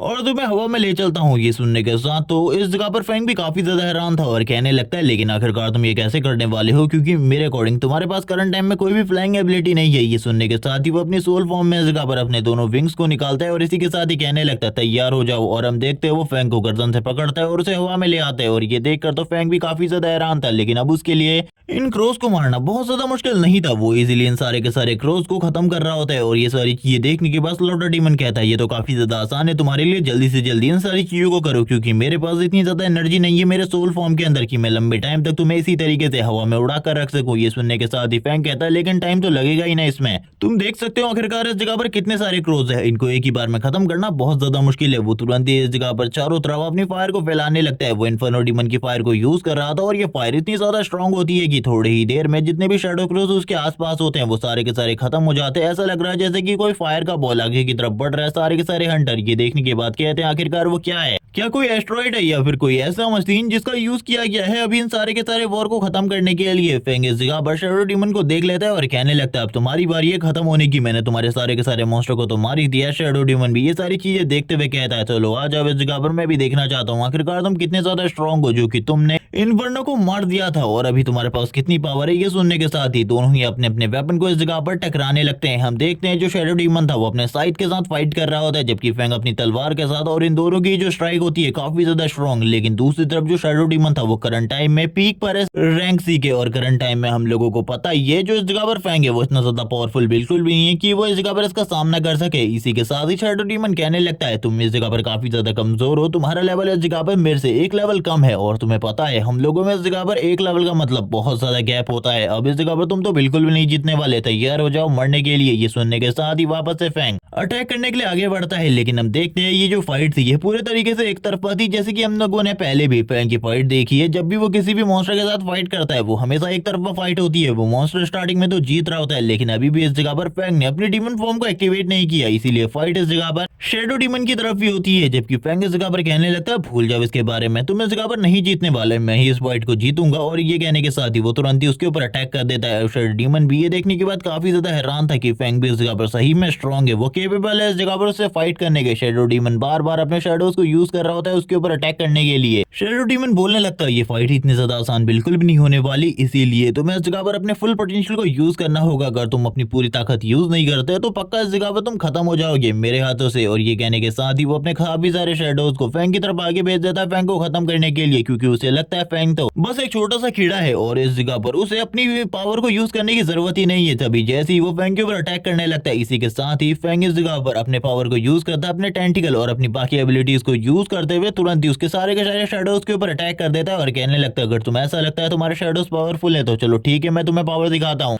और ये सब देखने के बाद शैडो डीमन काफी ज्यादा हैरान था, क्योंकि उसने नहीं सोचा था कि फैंग इस जगह पर थोड़ी ही देर में उसकी सारी की सारी शैडोज जो कि उसने फैंग को मारने के लिए भेजी थी उनको खत्म कर देगा। कुछ ही हमलों के साथ ही हम देखते हैं बहुत बड़ी फायर वेव फैंग ने क्रिएट कर दी होती है और ये एनर्जी इतनी ज्यादा होती है कि खुद शैडो डीमन बात करने लगता है। इस लड़की की बॉडी के अंदर से डिमोनिक एनर्जी रिलीज हो रही है, लेकिन आखिरकार कैसे मुझे इसके बारे में नहीं पता, लेकिन ये डिमोनिक एनर्जी काफी ज्यादा है। इसी के साथ ही हम लोगों को सामने का सीन दिखाते हैं, सामने की तरफ सारी चीजें गायब हो चुकी होती है, जबकि स्लॉटर डीमन कहने लगता है शैडो डीमन अभी भी जिंदा है, वो मरा नहीं है। अगर तुम्हें ऐसा लगता है वो इस अटैक से मारा गया है तो तुम बस एक बेवकूफ हो, इसके अलावा और कुछ भी नहीं, क्योंकि अभी भी वो जिंदा है। दूसरी तरफ हम लोगों को वापस से शैडो डीमन का सीन दिखाते हैं, जो कि हंसते हुए कहने लगता है शायद से मुझे अपने अब ट्रू पावर को यूज करना होगा तुम्हें खत्म करने के लिए। और इसी के साथ ही वो अपने डीमन फॉर्म में आ जाता है और कहने लगता है लड़के तुम्हारे पास पोटेंशियल है, तुमने मुझे मेरे डीमन फॉर्म में ले आया, ये सही में तुम्हारे पोटेंशियल को शो करता है। जबकि फेंग ये सारी चीजें देखते हुए कहता है अगर ये मेरे पोटेंशियल को शो करता है तो तुमने तो अभी तक मेरी ट्रू पावर भी नहीं देखी, और मैं इस जगह पर तुम्हें तुम्हारे डीमन फॉर्म में ले आया। जब वो इसी बारे में बात कर रहा होता है हम देखते हैं स्लॉटर डीमन को, जो कहने लगता है मुझे लगता है तुम्हारे पास इतनी ताकत नहीं है कि तुम इसे हरा सको, चलो ठीक है मुझे तुम्हारी मदद करने दो। ये सुनने के बाद फैंग भी थोड़ा बहुत हैरान होता है कि उसे इसे हराने के लिए स्लॉटर डीमन की फुल पावर की मदद चाहिए। करंट टाइम में स्लॉटर डीमन के पास जितनी भी पावर है वो सारी की सारी पावर, जिसके साथ ही फैंग जोर जोर से चिल्लाना स्टार्ट कर देता है। हम देखते हैं उसकी बॉडी जो कि अजीब तरीके से रिएक्ट कर रही होती है और एक दूसरा ही आर्मर उसकी बॉडी के ऊपर आ रहा था। और करंट टाइम में फैंग की एबिलिटीज, फैंग का पावर लेवल धीरे धीरे करके बूस्ट अप हो रहा होता है। और इसी के साथ ही हम लोगों को फैंग की वापस से इसी एपिसोड में एक दूसरी फॉर्म दिखाई जाती है, जिसमें उसके पास एक बहुत बड़ी तलवार होती है, जिसके बारे में बताया जाता है कि इसका जो वेट है वो 1000 किलोग्राम से भी ज्यादा है। और फैंग की ये जो डिमोनिक फॉर्म होती है ये करंट टाइम में सी रैंक के पीक पर होती है, जैसे कि शैडो डीमन सी रैंक के पीक पर है, और अब फैंग भी इस जगह पर सी रैंक के पीक पर पहुंच चुका है। और ये तलवार का वेट भी काफी ज्यादा था। फैंग बता रहा होता है कि मैं अपने डिमोनिक ऑरा को यूज करते हुए इस तलवार को सही तरीके से उठा पा रहा हूँ, वरना तो मेरे लिए भी ये बहुत ज्यादा मुश्किल है। और करंट टाइम में मैं डिमोनिक एनर्जी को बहुत ज्यादा एफिशिएंटली यूज नहीं कर पाता, इसीलिए मुझे अपने पावर को और भी ज्यादा बूस्ट अप करने की जरूरत है, जिसके साथ ही वो अपने पावर को और ज्यादा बढ़ा रहा होता है। और इस जगह पर चीजें बहुत ज्यादा अजीब हो रही थी और फैंग भी अपने पावर को लगातार बूस्ट अप करने के बाद शैडो डीमन से कहने लगते हैं चलो आ जाओ इस जगह पर, थोड़े टाइम पहले तुम फाइट करने के बारे में बात कर रहे थे, अब देखता हूँ आखिरकार तुम्हारे अंदर कितना ज्यादा पोटेंशियल और कितनी ज्यादा पावर है। दोनों ही अपनी अपनी एनर्जी को रिलीज करता है। शैडो डीमन भी हारने वाला नहीं था, क्योंकि उसके पास भी इस जगह पर सी रैंक के पीक की पावर है, इसीलिए वो इस जगह पर डरेगा क्यों इस जगह पर फैंग से। और इसी के साथ ही ये दोनों ही एक दूसरे के ऊपर अटैक कर देते हैं। फैंग इस जगह पर अपने ब्लेड के साथ अटैक कर रहा होता है। शैडो डीमन को स्टार्टिंग में ऐसा लगता है कि जो फैंग का ब्लेड है वो काफी ज्यादा भारी है, इसीलिए फैंग के अटैक इस जगह पर बहुत ज्यादा स्लो होंगे, लेकिन ऐसा बिल्कुल भी नहीं होता। फैंग काफी ज्यादा तेजी के साथ उसके ऊपर अटैक कर रहा होता है और कहने लगता है तुम्हारी स्ट्रेंथ इस जगह पर काफी ज्यादा कम है, तुम्हें अपने और ज्यादा पावर को यूज करना होगा। जिसके साथ ही शैडो डीमन अब पीछे की तरफ आ जाता है। उसे कुछ भी समझ में नहीं आ रहा कि आखिरकार ये बच्चा इतना ज्यादा स्ट्रॉन्ग कैसे हो सकता है, क्योंकि आज से पहले कभी भी किसी ह्यूमन को इतना ज्यादा स्ट्रॉन्ग उसने कभी भी नहीं देखा था। वो बात कर रहा होता है तुम्हारे लिए अगर तुम्हें ऐसा लगता है कि ये पावर इतनी ज्यादा है कि इससे तुम मुझे हरा सकते हो, तो तुम्हें इस जगह पर सही में गलत फहमी हो रही है। इस पावर के साथ तो तुम मुझे हरा भी नहीं सकते। और ये कहने के साथ ही वो वापस से आगे की तरफ बढ़ रहा होता है, जबकि हमें फैंग को दिखाता है जो अपनी स्पीड का यूज करते हुए उसकी तरफ तेजी से बढ़ने लगता है और कहता है मुझे नहीं पता मैं तुम्हें इस जगह पर हरा सकता हूँ या फिर नहीं, लेकिन मरने के लिए तैयार हो जाओ क्योंकि मैं आज तुम्हें मार के रहूंगा और इसके बाद तुम्हारा डीमन किंग भी मेरे हाथों से ही मरेगा। इसी के साथ इन दोनों के बीच की जो फाइट होती है वापस से कंटिन्यू हो जाती है। ये दोनों ही एक दूसरे के ऊपर लगातार अटैक कर रहे होते हैं। जो इस जगह पर स्लॉटर डीमन होता है वो इस जगह पर लगातार उसके ऊपर अटैक कर रहा था और इस जगह पर शैडो डीमन भी दूसरी तरफ से अटैक कर रहा होता है इसके सारे के सारे अटैक को काउंटर करने के लिए।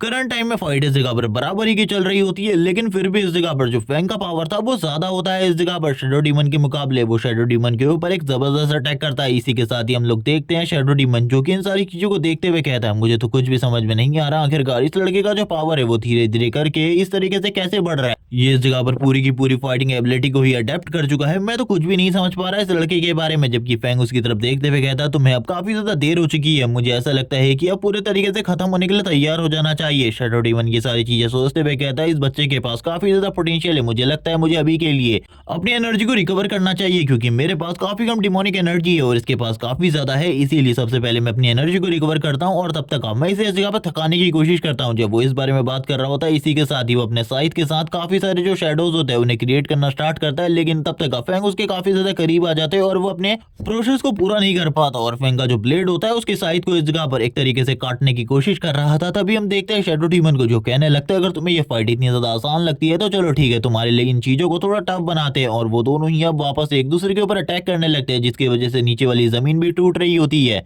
क्योंकि वो फुल पावर वाले पंचेस एक दूसरे के फेस के ऊपर मार रहे थे, जिससे उनकी हालत और भी ज्यादा खराब होती जा रही थी धीरे धीरे करके। जबकि दूसरी तरफ से हम देखते हैं जो स्लॉटर डीमन होता है फेंग वो इस जगह पर हार मानने की कगार पर बिल्कुल भी नहीं होता। वो अपने पूरे ताकत के साथ उसके ऊपर दबाव बनाने की कोशिश कर रहा था, जबकि शैडो डीमन भी हार मानने की कोशिश तो बिल्कुल भी नहीं करने वाला था, क्योंकि वो डीमन किंग का रिप्रेजेंटेटिव बन के इस जगह पर आया था। अगर वो हार मान लेगा तो डीमन किंग की इज्जत ही क्या रह जाएगी इस जगह पर। इसी के साथ ही वो कह रहा होता है, मैं तुम्हें इस जगह पर बिल्कुल भी नहीं छोड़ूंगा, मैं इस जगह पर तुम्हें खत्म कर दूंगा। और वो तुरंत ही अब अपने रिचुअल को कंप्लीट करना स्टार्ट कर देता है, यानी कि अब वो एक शैडो आर्मी इस जगह पर बुलाने वाला है। करंट टाइम में उसके कंट्रोल में जितने भी शेडोज है वो उनको इस जगह पर समन करना स्टार्ट कर देता है। फेंग ये देखने के साथ ही कहता है, आखिरकार अब ये क्या कर रहा है, मुझे तो इस जगह पर कुछ भी समझ में नहीं आ रहा। मुझे लगता है ये इस जगह पर मरना चाहता है और मुझे जल्दी से खत्म कर देना चाहिए। जब वो इसी बारे में बात कर रहा होता है, फेंग वापस से उसके काफी ज्यादा करीब पहुंच जाता है और ये सारी चीजें देखकर वो काफी ज्यादा हैरान था और बात कर रहा होता है, आखिरकार तुम्हारी स्पीड इतनी ज्यादा कैसे हो सकती है, ऐसा मैंने आज से पहले कभी भी नहीं देखा। लेकिन इसी के साथ ही शैडो डीमन पीछे की तरफ चला जाता है और शैडो डीमन के जो शैडो सोल्जर्स होते हैं अब इस जगह पर आ चुके होते हैं फेंग से फाइट करने के लिए। फेंग ये देखने के साथ ही कहता है, तो तुमने इस जगह पर अपनी आर्मी को बुलाया है, मुझे ऐसा लगा था तुम इस जगह पर काफी सारे सोल्जर्स को बुलाने वाले हो, लेकिन ये तो इस जगह पर 1000 भी नहीं है सही तरीके से।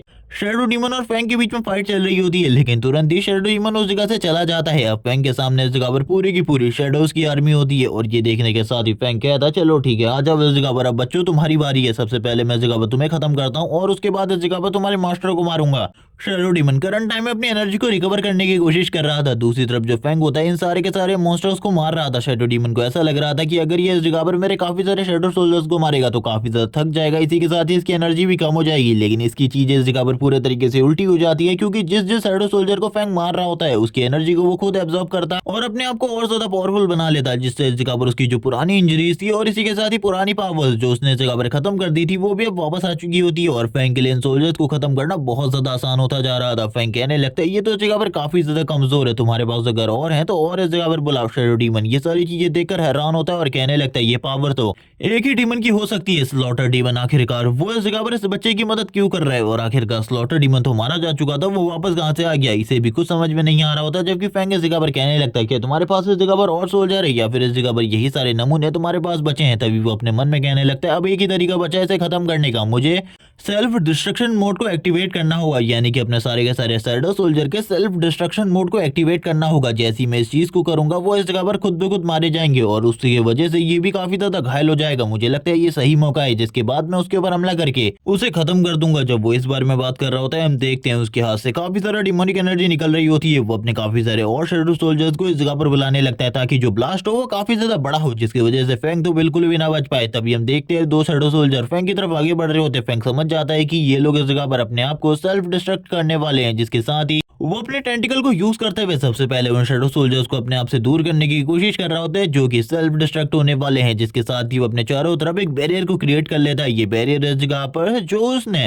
ट्री डीमन को मारकर काफी सारी चीजें हासिल करी थी, उसी में से एक चीज को यूज करता है। और हम देखते हैं इन सारी चीजों के बाद बहुत बड़े ब्लास्ट को, जो कि यहाँ पर बहुत ज्यादा खतरनाक था। लेकिन इसी के साथ ही अभी भी इस जगह पर जो फेंग था वो सही सलामत होता है। और ये देखने के बाद शैडो डीमन कहने लगता है, फाइनल टाइम पर इसने अपने प्रोटेक्टिव बैरियर को यूज किया जो कि स्ट्रॉन्ग वुड से बना था और इसको तोड़ना इस जगह पर इतना भी आसान नहीं था। लेकिन फिर भी अभी मेरे पास एक मौका है तुम्हें खत्म करने का। और वो काफी ज्यादा तेजी से काफी ज्यादा करीब आ जाता है फेंग के और तुरंत ही अपने साइड के साथ उसके ऊपर अटैक कर देता है। लेकिन इसी के साथ ही फेंग अपनी तलवार को पीछे की तरफ लेकर जाता है और उसको इस जगह पर खत्म कर देता है और कहने लगता है, तुम्हारी यही तो गलती थी, तुमने मेरे ऊपर इस तरीके से हमला करने की कोशिश करी, ये बहुत ज्यादा घटिया तरीका था, तुम्हें इस घटिया तरीके को बिल्कुल भी यूज नहीं करना चाहिए था। लेकिन तभी हम देखते हैं जो उसकी रियल बॉडी होती है इस जगह से गायब हो जाती है और इसी के साथ ही हमें वापस से फेंग को दिखाते हैं जो कि शैडो डीमन को मार रहा होता है, यानी कि इन दोनों की फाइट अभी भी बची थी। लेकिन शैडो डीमन इस जगह पर फाइनल टाइम फेंग से बात करते हुए कहने लगता है, मेरी बात को ध्यान से सुनो, मैं बस इस जगह पर एक सोल्जर हूँ जिसको इस जगह पर यूज किया जा रहा है किंग के थ्रू। और इसी के साथ ही जो किंग है उसकी आर्मी इस जगह पर जल्द ही आने वाली है, वो तुम्हारे पूरे के पूरे डोंगजाओ सिटी को खत्म कर देगी। उनकी आर्मी तुम लोगों के काफी ज्यादा करीब पहुंच चुकी है। अगर तुम लोगों को इस बारे में नहीं पता तो जल्द ही जब हमारे नाइट किंग इस जगह पर आएंगे तब तुम लोगों को पता चल जाएगा, यानी कि इन लोगों का एक जनरल जो कि इस जगह पर जल्दी आने वाला है। फेंग बोलने लगता, तुम्हारा जनरल इस जगह पर आए, कोई भी इस जगह पर आए, मैं तैयार हूँ फाइट करने के लिए। और इसी के साथ ही वो फाइनल अटैक के साथ ही उसे खत्म कर देता है और कहने लगता है, तुम इस जगह पर बहुत ज्यादा बेकार हो।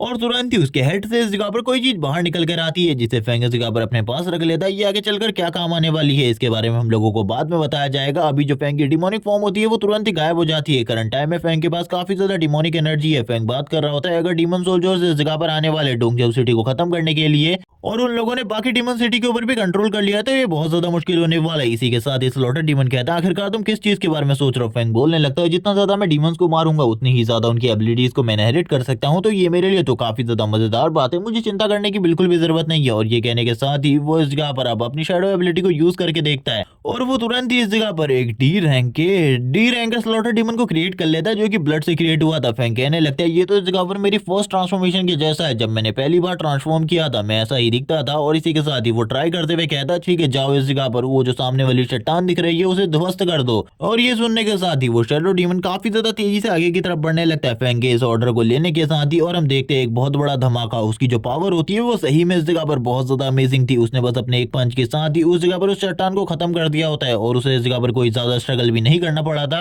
फैंक समझ जाता है कि इसके अंदर भी इस जगह पर ब्लेड डीमन की जितनी ही पावर है, जब उसके पास ब्लेड डीमन को हराने के लिए पावर थी उतनी ही पावर इसके पास है। जबकि दूसरी तरफ से स्लॉटर डीमन कहने लगता है तुम्हें जल्दी से जल्दी तैयार हो जाना चाहिए, क्योंकि अगर उनकी आर्मी इस जगह पर आने वाली है तो सबसे पहले हम लोगों को ही उनके एरिया में जाकर अटैक कर देना चाहिए, क्योंकि ये ज्यादा अच्छा रहेगा। क्योंकि जब नाइट किंग इस जगह पर आएगा और उसके साथ काफी सारे लोग होंगे तो उन्हें हैंडल करना बहुत ज्यादा मुश्किल होगा। तुम नहीं जानते नाइट किंग के बारे में, वो काफी ज्यादा स्ट्रॉन्ग जनरल है और उसके बारे में मैं भी इस जगह पर जानता हूँ अच्छे तरीके से और मैं भी उसकी पावर को मानता हूँ। ये सुनने के साथ ही फैंक कहने लगता है चलो ठीक है सबसे पहले हम लोग सिटी में जाने वाले हैं, उसके बाद इन्फॉर्मेशन इकट्ठा कर हम लोग उस जगह पर फाइट के लिए जाएंगे। सीन शिफ्ट होता है, हम लोगों को एक कंपनी का सीन दिखाते हैं जहाँ पर न्यूज चल रही होती है और बताया जाता है कि जो इस जगह पर डोंगजाओ सिटी के आसपास की सिटीज है उस जगह पर डीमंस ने हमला कर दिया है। डिमोनिक कल्ट इस जगह पर धीरे धीरे करके पूरे के पूरे एरियाज पर कब्जा करता जा रहा है और डिमोनिक आर्मी इस जगह पर धीरे धीरे करके बढ़ती जा रही है। ह्यूमंस इनको बिल्कुल भी हैंडल नहीं कर पा रहे, थोड़े ही टाइम में डोंगजाओ सिटी में भी ये आर्मी पहुंच जाएगी। हम लोगों को हंटिंग टीम का सीन दिखाते हैं जो कि इस जगह पर फाइट कर रही होती है और कहने लगती है हम लोग इस जगह पर हंटर्स हैं, हम लोग इस जगह पर बिल्कुल भी पीछे नहीं हटने वाले, हम लोग इस जगह पर लास्ट टाइम तक फाइट करेंगे जब तक हम लोग इस जगह पे फाइट कर सकते हैं। और ये कहने के साथ ही फाइट स्टार्ट हो जाती है। हम लोग देखते हैं वो कुछ स्केलेटन्स के साथ फाइट कर रहे होते हैं। सीन शिफ्ट होता है, हम लोगों को रेड का सीन दिखाया जाता है जो कि फैंक की बाइक का नाम है और वो इस जगह पर सारी की सारी चीजों को देखने के बाद समझ जाता है सारी चीजों के बारे में। और वो तो इस जगह पर अपनी बहन के साथ बैठकर इन सारी चीजों के बारे में बात कर रहा होता है कि ये कितनी ज्यादा खतरनाक है। वो कहने लगता है ठीक है मुझे अब इस जगह से जाना होगा। उसने अपने लिए कुछ नई चीजों को भी खरीद लिया था जो कि आगे चलकर उसकी मदद कर पाए। फैंक कहने लगता है डियर सिस्टर मेरी एक चीज को सुनो, तुम्हें इस जगह पर घर ही पर रहना है, स्टॉप पर आने की कोई भी जरूरत नहीं है क्योंकि कभी भी कोई भी खतरा इस जगह पर आ सकता है, तुम इस जगह पर छुप कर रहो। ये सुनने के साथ ही वो कहती है क्या तुम्हारा उस जगह पर जाना काफी ज्यादा जरूरी है, तुम्हें भी इस जगह पर छुप कर रहना चाहिए क्योंकि वो डीमंस बहुत ज्यादा पावरफुल है। फैंक कहने लगता है नहीं नहीं मुझे जाना होगा, मैं इस जगह पर एक हंटर हूँ और एक हंटर होने की वजह से मुझे अपने कर्तव्यों को निभाना होगा, मैं अपने कर्तव्यों से इस तरीके से भाग नहीं सकता। और ये कहने के साथ ही वो तुरंत ही अपने ब्लेड के साथ निकल जाता है। हम लोगों को एक दूसरे डीमन का सीन दिखाता है जो कि एक नेक्रोमेंसर है और उसने इस जगह पर अपनी नेक्रोमेंसर की आर्मी को छोड़ रखा होता है सारे के सारे ह्यूमंस और बाकी लोगों को मारने के लिए। और इसी के साथ ही हम लोगों को रेड की एंट्री दिखाई जाती है और ये इस जगह पर रेड क्लोन है जो कि इस जगह पर आ चुका है फाइट करने के लिए। रेड क्लोन आने के साथ ही सबसे पहले तो स्केलेटन सोल्जर्स के ऊपर अटैक कर देता है और उसके अटैक कितने ज्यादा पावरफुल है ये हम अच्छे तरीके से जानते हैं। वो अपने हाथों का यूज करते हुए उससे ब्लेड को क्रिएट करता है और उन सारे के सारे मॉन्स्टर्स को मार देता है। और ये देखने के बाद सारे के सारे ह्यूमन कहने लगते हैं इसके बारे में तो ये कहा गया था कि इसका कलर इस जगह पर ब्लैक या फिर ब्लू है, लेकिन इसका कलर तो इस जगह पर रेड है। लेकिन इस जगह पर ये वो बिल्कुल भी नहीं हो सकता क्योंकि लास्ट टाइम जब उसका साइज देखा गया था वो काफी ज्यादा बड़ा था। इसी के साथ ही फैंक की भी एंट्री होती है जो कि अपने बाइक के साथ यहाँ पर आते हुए कहने लगता है आखिरकार मैं इस जगह पर पहुंच गया, मैं तो काफी लंबे टाइम से इस जगह पर आना चाहता था। वो अपनी बाइक को काफी ज्यादा तेजी से आगे बढ़ाते हुए कहता है तुम लोग इस जगह पर जितने भी कचरे हो जल्दी से निकलो इस जगह से क्योंकि तुम्हारे लिए जो प्रॉब्लम है वो और भी ज्यादा बढ़ जाएगी अगर तुम इनसे फाइट करोगे तो। और फैंक अपनी तलवार के साथ इन सभी को एक एक करके खत्म कर रहा होता है। फैंक के लिए इन्हें मारना बहुत ज्यादा आसान था, जैसे ही वो इन्हें मारता है तुरंत ही हम लोगों को वापस इस जगह पर स्लॉटर डीमन का सीन दिखाता है जो कि अपनी बुक में कुछ चीजों को लिख रहा होता है और कहने लगता है अब तुम इस जगह पर स्पेयर वाले सोल्जर्स को समन कर सकते हो। ये सुनने के बाद फैंक कहने लगता है ये इस जगह पर नेक्रोमेंसर की एबिलिटी है, मैंने इस जगह पर गेम में इन सारी चीजों को देखा था। ये सुनने के साथ ही वो कहने लगता है तुम इस जगह पर गेम बहुत ज्यादा खेलते हो, मैं इस जगह पर तुम्हें बता रहा हूँ तुम इस जगह पर इन सोल्जर्स को समन कर सकते हो तो समझो इस जगह पर, इससे ज्यादा तुम्हें और कुछ भी कहने की जरूरत नहीं है क्योंकि एक जो नेक्रोमेंसर होता है वो सारे के सारे टाइप के सोल्जर्स को समन कर सकता है, लेकिन अभी तुम खाली स्पेयर सोल्जर्स को ही समन कर सकते हो। ये सुनने के साथ ही फैंक कहने लगता है चलो ठीक है ट्राई करते हैं आखिरकार तुम्हारी दी गई ये एबिलिटी किस तरीके से काम करती है, मुझे इसके बारे में बिल्कुल भी नहीं पता। तभी वो इस जगह पर कुछ इम्प्रिंट्स को समझने की कोशिश करता है जो कि डीमन इम्प्रिंट्स थे को करंट टाइम में बहुत ही कम जानता था। फैंक कहने लगता है डीमन इम्प्रिंट्स की मेरी जो नॉलेज है वो धीरे धीरे करके बहुत ज्यादा बढ़ती जा रही है। और इसी के साथ ही वो तुरंत ही अपनी एबिलिटी को यूज करते हुए एक सोल्जर को समन करने की कोशिश करता है। वो इस जगह पर अपने समन मैजिक को तो सही तरीके से यूज करता है, लेकिन जो उसकी फॉर्मेशन थी वो सही तरीके से वर्क नहीं कर रही होती। तभी वापस स्लॉटर बोलने लगता है तुम एक काम को भी सही तरीके से नहीं कर पा रहे, मुझे ऐसा लगता है कि इसमें भी तुम्हें मेरी मदद की जरूरत है। लेकिन ये सुनने के साथ ही फैंग कहने लगता है नहीं नहीं, मैं इस जगह पर इस चीज को कर सकता हूँ। हम लोगों को एक बहुत बड़े स्पेयर स्केलेटन का सीन दिखाते जो कि फैंग ने इस जगह पर समन किया था। फैंग उसकी तरफ देखते हुए कहने लगता है ये मजेदार है ना इस जगह पर, क्योंकि मैंने इसको इस जगह पर समन किया है, ये काफी ज्यादा अमेजिंग लग रहा है देखने में तो। और हम देखते हैं उसने इस छोटे से स्केलेटन को समन किया होता है। वो कहने लगता है चलो ठीक है, फाइट में ये इस जगह पर हम लोगों के कुछ काम तो आ ही सकता है। वापस से स्लॉटर डीमन बोलने लगता है तुम इस जगह पर जिस तरीके के मॉन्स्टर्स को मारोगे उसी तरीके के तुम इस जगह पर उन मॉन्स्टर्स को समन कर सकते हो, लेकिन ये खाली इस जगह पर समनर्स के लिए है। इसी के साथ ही हम लोगों को काफी सारे इम्प्रिंट्स दिखाए जाते हैं फैंग के हाथों के ऊपर, जो कि इस जगह पर धीरे धीरे करके कंप्लीट हो रहे थे।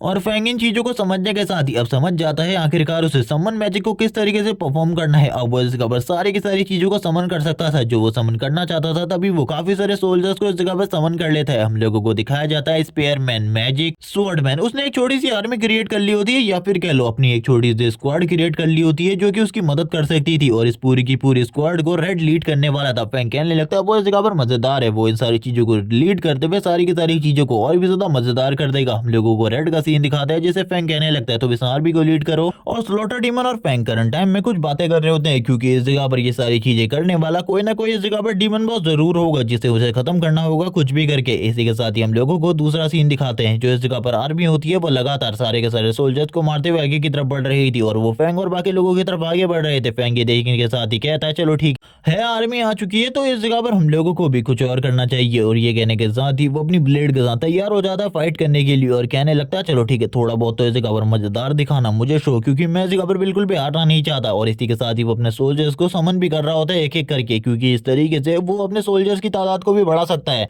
जिसके साथ ही हम देखते हैं जो इस जगह पर फैंग के सोल्जर्स होते हैं और इसी के साथ ही दूसरे वाले सोल्जर्स वो आपस में फाइट करना स्टार्ट कर देते हैं। और इन सारी चीजों को देखते हुए एक बंदा इस जगह पर आ जाता है जो कि रियल समनर है, यानी कि यही इस जगह पर वो नेक्रोमांसर है जिसने ये सारी चीजें करी है। वो बात कर रहा होता है आखिरकार कौन है जो कि इस जगह पर मेरे से फाइट करने के लिए आया है, जिसने मेरे सोल्जर्स को रोक दिया है।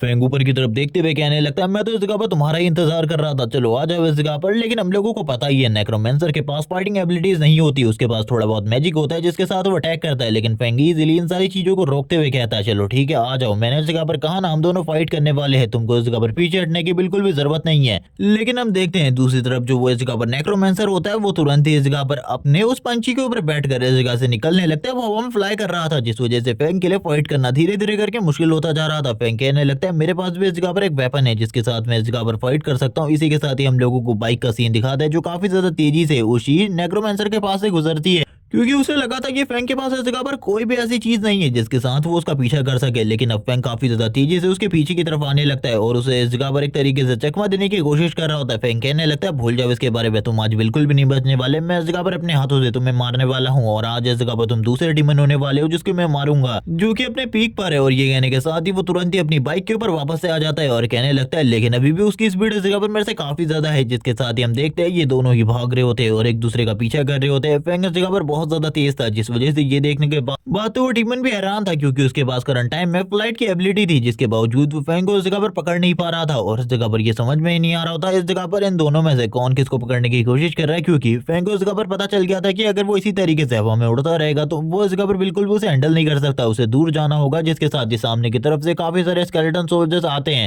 जो कि फैंग के लिए इस जगह पर थोड़ी बहुत दिक्कत क्रिएट करने की कोशिश तो करने वाले थे। लेकिन इसी के साथ ही फैंग कहने लगता है तुम इस जगह पर मेरा टारगेट बिल्कुल भी नहीं होने वाले, क्योंकि अभी करंट टाइम में मेरी फाइट तुम लोगों के बॉस के साथ है, इसीलिए मैं उसी को मारने वाला हूं, तुम लोग मेरे रास्ते से हटो। और ये कहने के साथ ही वो अपने एक छोटे से अटैक के साथ ही अपनी स्पीड को इतना ज्यादा बढ़ा लेता है कि वो स्केलेटन मॉन्स्टर जैसी फैंग से टकराते हैं वो चकनाचूर हो जाते हैं। और ये सारी चीजें हो रही होती है स्लॉटर डीमन की वजह से, क्योंकि उसने फैंग को एक चीज के बारे में बताया था अगर वो अपनी एनर्जी को अपनी बाइक के अंदर और ज्यादा तेजी से डालेगा तो इसकी जगह पर उसकी बाइक की स्पीड और भी ज्यादा तेज हो जाएगी। जबकि थोड़ी ही देर में वो एक ऐसे इलाके में आ जाता है जहां पर फ्लाई करना बहुत ज्यादा मुश्किल था, यानी कि बिल्डिंग्स वाले इलाके में। जबकि ये सारी चीजें देखकर वो नेक्रोमेंसर कह रहा होता है अगर तुम्हें ऐसा लगता है कि इस इलाके में आकर तुम मेरी फ्लाइट एबिलिटी को मुझसे छीन सकते हो तो तुम इस जगह पर पूरे तरीके से गलत हो, क्योंकि अभी भी मेरे पास एक रास्ता है जिससे मैं सारी की सारी चीजों को बराबर कर सकता हूँ, दोनों के बीच में जो गैप है उसे पूरे तरीके से खत्म कर सकता हूँ। और ये कहने के साथ ही वो तुरंत ही अपनी अटैक को करने के लिए तैयार हो जाते हैं। और ये अटैक होता है इस जगह पर डिस्ट्रक्शन का, और वो अपने स्ट्रॉन्गेस्ट पावर मूव को यूज करता है। और इसी के साथ ही कहने लगता है इसके साथ तो मैं तुम्हें भी खत्म करने वाला हूँ, क्योंकि तुमने भी मुझे काफी ज्यादा परेशान किया, तुम्हें ऐसा लगता है तुम ये कर सकते हो तो चलो ठीक है देखते हैं आखिरकार तुम कितने ज्यादा स्ट्रॉन्ग हो, तुम मेरे इस अटैक से बचकर दिखाओ। जिसके बाद जब वो अटैक करने लगता है हम देखते हैं थोड़ी ही देर में पूरी की पूरी जगह पूरे तरीके से खत्म हो जाती है और एक मैदान में पूरे तरीके से तब्दील हो जाती है। और ये सारी चीजें देखकर वो जोर जोर से हंस रहा होता है और कहने लगता है अब इस बारे में तुम्हारा क्या ख्याल है, तुमने तो कभी इस चीज के बारे में सोचा भी नहीं होगा। इसी के साथ ही दूसरी तरफ से हम लोगों को फैंग दिखाया जाता है जो कि अभी भी जिंदा था। वो अपने टेंटिकल के साथ आगे की तरफ बढ़ता है। ये देखने के साथ ही वो कहने लगता है लेकिन वो लड़का तो मेरे हाथों से मारा गया था, लेकिन ये टेंटिकल मेरी तरफ कैसे बढ़ रहे हैं। उसे कुछ भी समझ में नहीं आ रहा था इन टेंटिकल के बारे में, आखिरकार ये कौन यूज कर रहा है, क्योंकि इसके अंदर से उसे लाइफ एनर्जी तो महसूस हो रही थी लेकिन वो बिल्कुल भी नहीं समझ पाता आखिरकार ऐसा कौन कर रहा है। तभी हम देखते हैं वो इस जगह पर कहने लगता है मैं इस जगह पर तुम्हें तो बिल्कुल भी नहीं छोड़ने वाला, मैं इस जगह पर तुम्हें अपने हाथों से खत्म करूंगा। इसी के साथ ही एक टेंटिकल बहुत ज्यादा तेजी से आगे बढ़ता है और उसकी बॉडी को इस जगह पर कैप्चर कर लेता है। लेकिन नेक्रोमेंसर को कुछ भी समझ में नहीं आ रहा होता कि आखिरकार उसे अब क्या करना चाहिए। वो इस जगह पर अपनी बॉडी को संभालने की कोशिश कर रहा होता है और कहने लगता है आखिरकार ये सब कुछ क्या है। इसी के साथ ही हम लोगों को हम देखते हैं वो अपनी बॉडी को खुद ही सेल्फ डिस्ट्रक्ट कर लेता है, जिसकी वजह से जो टेंटिकल थे उससे तो वो छूट ही जाएगा, उसे ऐसा ही लग रहा होता है। जिसके साथ ही हम लोग देखते हैं अभी भी उसकी कंडीशन काफी ज्यादा खराब थी, क्योंकि उस टाइम पर उसने अपने आप को सेल्फ डिस्ट्रक्ट नहीं किया था, बल्कि जो फैंग के टेंटिकल होते हैं वो उसे एक जगह से दूसरी जगह पर पटक रहे होते हैं, जिसकी वजह से ये धमाके हो रहे थे। फैंग भी बाहर आते हुए कहने लगता है तुम्हें ऐसा लगा था कि मैं मारा जाऊंगा तो तुम इस जगह पर बेवकूफ हो, इसके अलावा और कुछ भी नहीं। इसी के साथ ही वो अपने ब्लेड को बाहर निकालते हुए कहता तैयार हो जाओ मरने के लिए। जबकि ये सारी चीजें सुनने के बाद नेक्रोमेंसर कहता तो तुम ही हो जो कि ये सब कुछ कर रहे हो, लेकिन उससे पहले मैं इस जगह पर तुम्हें पूरे तरीके से खत्म कर दूंगा। जैसी फैंग उसे मारने के लिए आगे की तरफ बढ़ने लगता है वो समझ जाता है कि अब वो मरने वाला है। इसी के साथ ही वो तुरंत ही अपने आप को अपनी बॉडी को सेल्फ डिस्ट्रक्ट करने के लिए तैयार हो जाता है। अब वो इस जगह पर लिटरली सेल्फ डिस्ट्रक्ट करने वाला था और फैंग जैसी आगे की तरफ बढ़ता है हम देखते हैं वो अपनी फायर को भी यूज कर रहा होता है, अपनी दूसरी एबिलिटीज को भी यूज कर रहा था। लेकिन करंट टाइम में उस बंदे को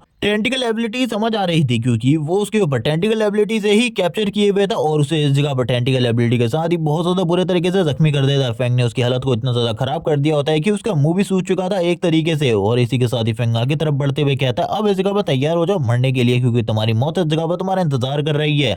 लेकिन इसी के साथ ही हम लोग एक बहुत बड़े ब्लास्ट को देखते हैं जो कि काफी ज्यादा खतरनाक होता है। ये ब्लास्ट इस जगह पर हुआ था, जो इस जगह पर वो डीमन था उसने अपने आप को सेल्फ डिस्ट्रक्ट कर लिया था जिस वजह से, लेकिन फैंग उसके काफी ज्यादा करीब होता है। लेकिन करंट टाइम में उसने वापस से अपने वुड बोन बैरियर को एक्टिवेट कर लिया था, जिस वजह से फैंग की जान तो बच गई होती है। उसने अपने काफी सारे टेंटिकल को भी यूज किया था इन सारी चीजों में। वो बोलने लगता है वरना अभी तक तो मैं मारा जा चुका होता, मुझे तो बिल्कुल भी नहीं लगा था ये कुछ इस तरीके की चीज को यूज करेगा या फिर ट्रिक को यूज करेगा मुझे खत्म करने के लिए पूरे तरीके से। जबकि फैंग उसकी डेड बॉडी की तरफ देख रहा होता है और कहने लगता है फाइनली ये मारा जा चुका है, लेकिन इससे मुझे कोई भी फायदा नहीं हुआ। लेकिन तभी हम देखते हैं वापस से उस ग्रीन एनर्जी को जो कि सामने आती है फैंग के, और ये देखने के बाद फैंग काफी ज्यादा हैरान होता है क्योंकि ये ग्रीन एनर्जी काफी ज्यादा अजीब होती है। तभी उसके अंदर से आवाज आती है तो मैं ऐसा लगा था कि मैं मारा जा चुका हूँ, लेकिन मैं तुम्हें एक चीज बता दूं कि मैं इस जगह पर हाफ इमॉर्टल हूँ, मैं एक तरीके से इमॉर्टल ही हूँ, तुम इस जगह पर मुझे कभी भी नहीं मार सकते, मैं एक तरीके से ज़ॉम्बी हूँ। और ये बात सुनने के बाद तो फैंग भी उसके ऊपर अटैक करने लगता है, लेकिन उसके अटैक पूरे तरीके से बेकार थे। वो वापस से अपने बॉडी पार्ट्स को रिग्रो कर रहे था, लेकिन इस जगह पर उसकी जो स्पीड थी वो स्लो हो चुकी होती है पहले के मुकाबले। फैंग कहने लगता है तुम इस जगह पर कमजोर हो मेरे मुकाबले, मैं इस जगह पर तुम्हें पूरे तरीके से खत्म कर दूंगा। जब वो इसी बारे में बात कर रहा होता है हम देखते हैं वो अब इस जगह पर फैंग की एबिलिटी को कॉपी करने लगता है। फैंग ने थोड़े टाइम पहले उसके ऊपर अपने टेंटिकल एबिलिटी को यूज किया था, अब वो ऐसे ही वो कॉपी करके उसकी एबिलिटी को उसी के ऊपर यूज कर देता है। फैंग बात करता है मेरी एबिलिटी को भी कोई कॉपी कर सकता है, मैंने तो इस चीज के बारे में नहीं सोचा था, लेकिन अभी मुझे इसे खत्म करना होगा, क्योंकि अगर इसे मैंने अभी नहीं मारा तो बाद में मेरे लिए जो प्रॉब्लम है वो और भी ज्यादा बढ़ जाएगी। और ये कहने के साथ ही वो तुरंत ही जो उसकी टेंटिकल एबिलिटी होती है उसे तुरंत ही खत्म करते हुए कहता है चलो ठीक है मैं तुम्हें इस जगह पर कुछ और दिखाता हूँ, मेरे पास खाली टेंटिकल की ही एबिलिटी नहीं बल्कि कुछ और भी है, जिसे देखने के बाद तुम बहुत ज्यादा हैरान होने वाले हो। ये सुनने के बाद तो इस जगह पर दूसरी तरफ से वो डीमन काफी ज्यादा हैरान होता है,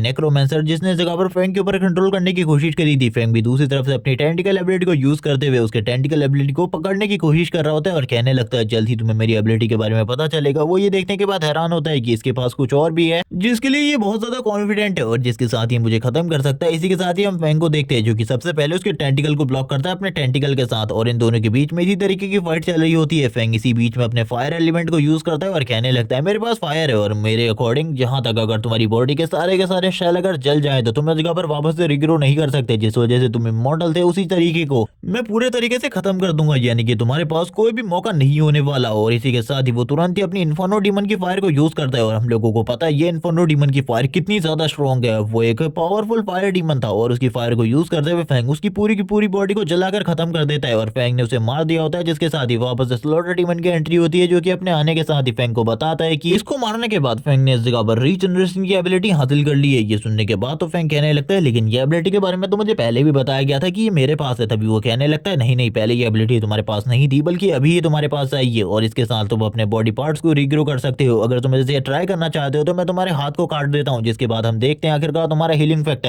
कितने ज्यादा तेजी से तुम्हारी बॉडी को हील करता है। फैंग बोलने लगता है नहीं नहीं, ये बात इस जगह पर काफी ज्यादा बेकार है, मैं ये सारे टेस्ट अपनी बॉडी के ऊपर तो बिल्कुल भी नहीं करने वाला। सर डीमन कहता है एक बार ट्राई करके देखो, हम लोगों को ट्राई करके देखना चाहिए, लेकिन फैंग मना कर देता है और कहने लगता है ये सारी चीजें बिल्कुल भी इंपॉर्टेंट नहीं है, क्योंकि मैं अपने बॉडी पार्ट्स को बिल्कुल भी नहीं काटना चाहता। हम लोगों को वॉर लाइन की तरफ आगे बढ़ना होगा, क्योंकि अब लगता है जो नाइट है, आई मीन नाइट किंग, वो आगे की तरफ बढ़ रहा होगा, क्योंकि वही इस जगह पर इस पूरी की पूरी आर्मी को लीड करता हुआ इस जगह पर आ रहा है। ये सुनने के बाद स्लोटर डीमन कहने लगता है किसने कहा कि वो इस आर्मी को लीड कर रहा है, वो भी इस आर्मी का एक छोटा सा ही जनरल है, लेकिन वो बाकियों के मुकाबले थोड़ा बहुत स्ट्रांग है। जब फैंग इसी बारे में बात कर रहा होता है, हम लोग देखते हैं पीछे की तरफ से काफी ज्यादा धुंध निकल रही होती है। इसी के साथ ही किसी बंदे को फॉक्स के ऊपर बैठा हुआ दिखाया जाता है, जो कि वही नाइट किंग है जिसके बारे में बात चल रही थी। वो कहने लगता है तुमने ही इस जगह पर शैडो डीमन, नेक्रोमेंसर और बाकी लोगों को मारा है, मुझे ऐसा लगता है कि मुझे अब खुद इस फाइट में एंट्री करनी पड़ेगी। वो आने के साथ ही दो सी रैंक हंटर को काफी ज्यादा आसानी के साथ खत्म कर देता है और कहने लगता है अब मुझे ऐसा लगता है मेरे को इस जगह पर कोई मिलने वाला है जो कि मुझे टक्कर दे सकता है फाइटिंग के मुकाबले। और जब वो इस बारे में बात कर रहा होता है, आगे की तरफ बढ़ रहा होता है, हम देखते हैं चारों तरफ इस जगह पर काफी ज्यादा धुंध होती है, जिसका मतलब तुम लोग बाद में समझ जाओगे। तब तक के लिए ये वाला पार्ट इसी जगह पर एंड हो जाता है। इसके जितने भी चैप्टर रिलीज हुए थे मैंने सारे के सारे एक्सप्लेन कर दिए हैं, और जैसे ही सीरीज के न्यू चैप्टर रिलीज हो जाएंगे मैं एक बड़े वीडियो के साथ चैनल पर अपलोड कर दूंगा। तब तक के लिए मुझे कमेंट सेक्शन में बताओ आखिरकार मुझे कौन सी न्यू सीरीज को एक्सप्लेन करना चाहिए। Okay bye guys.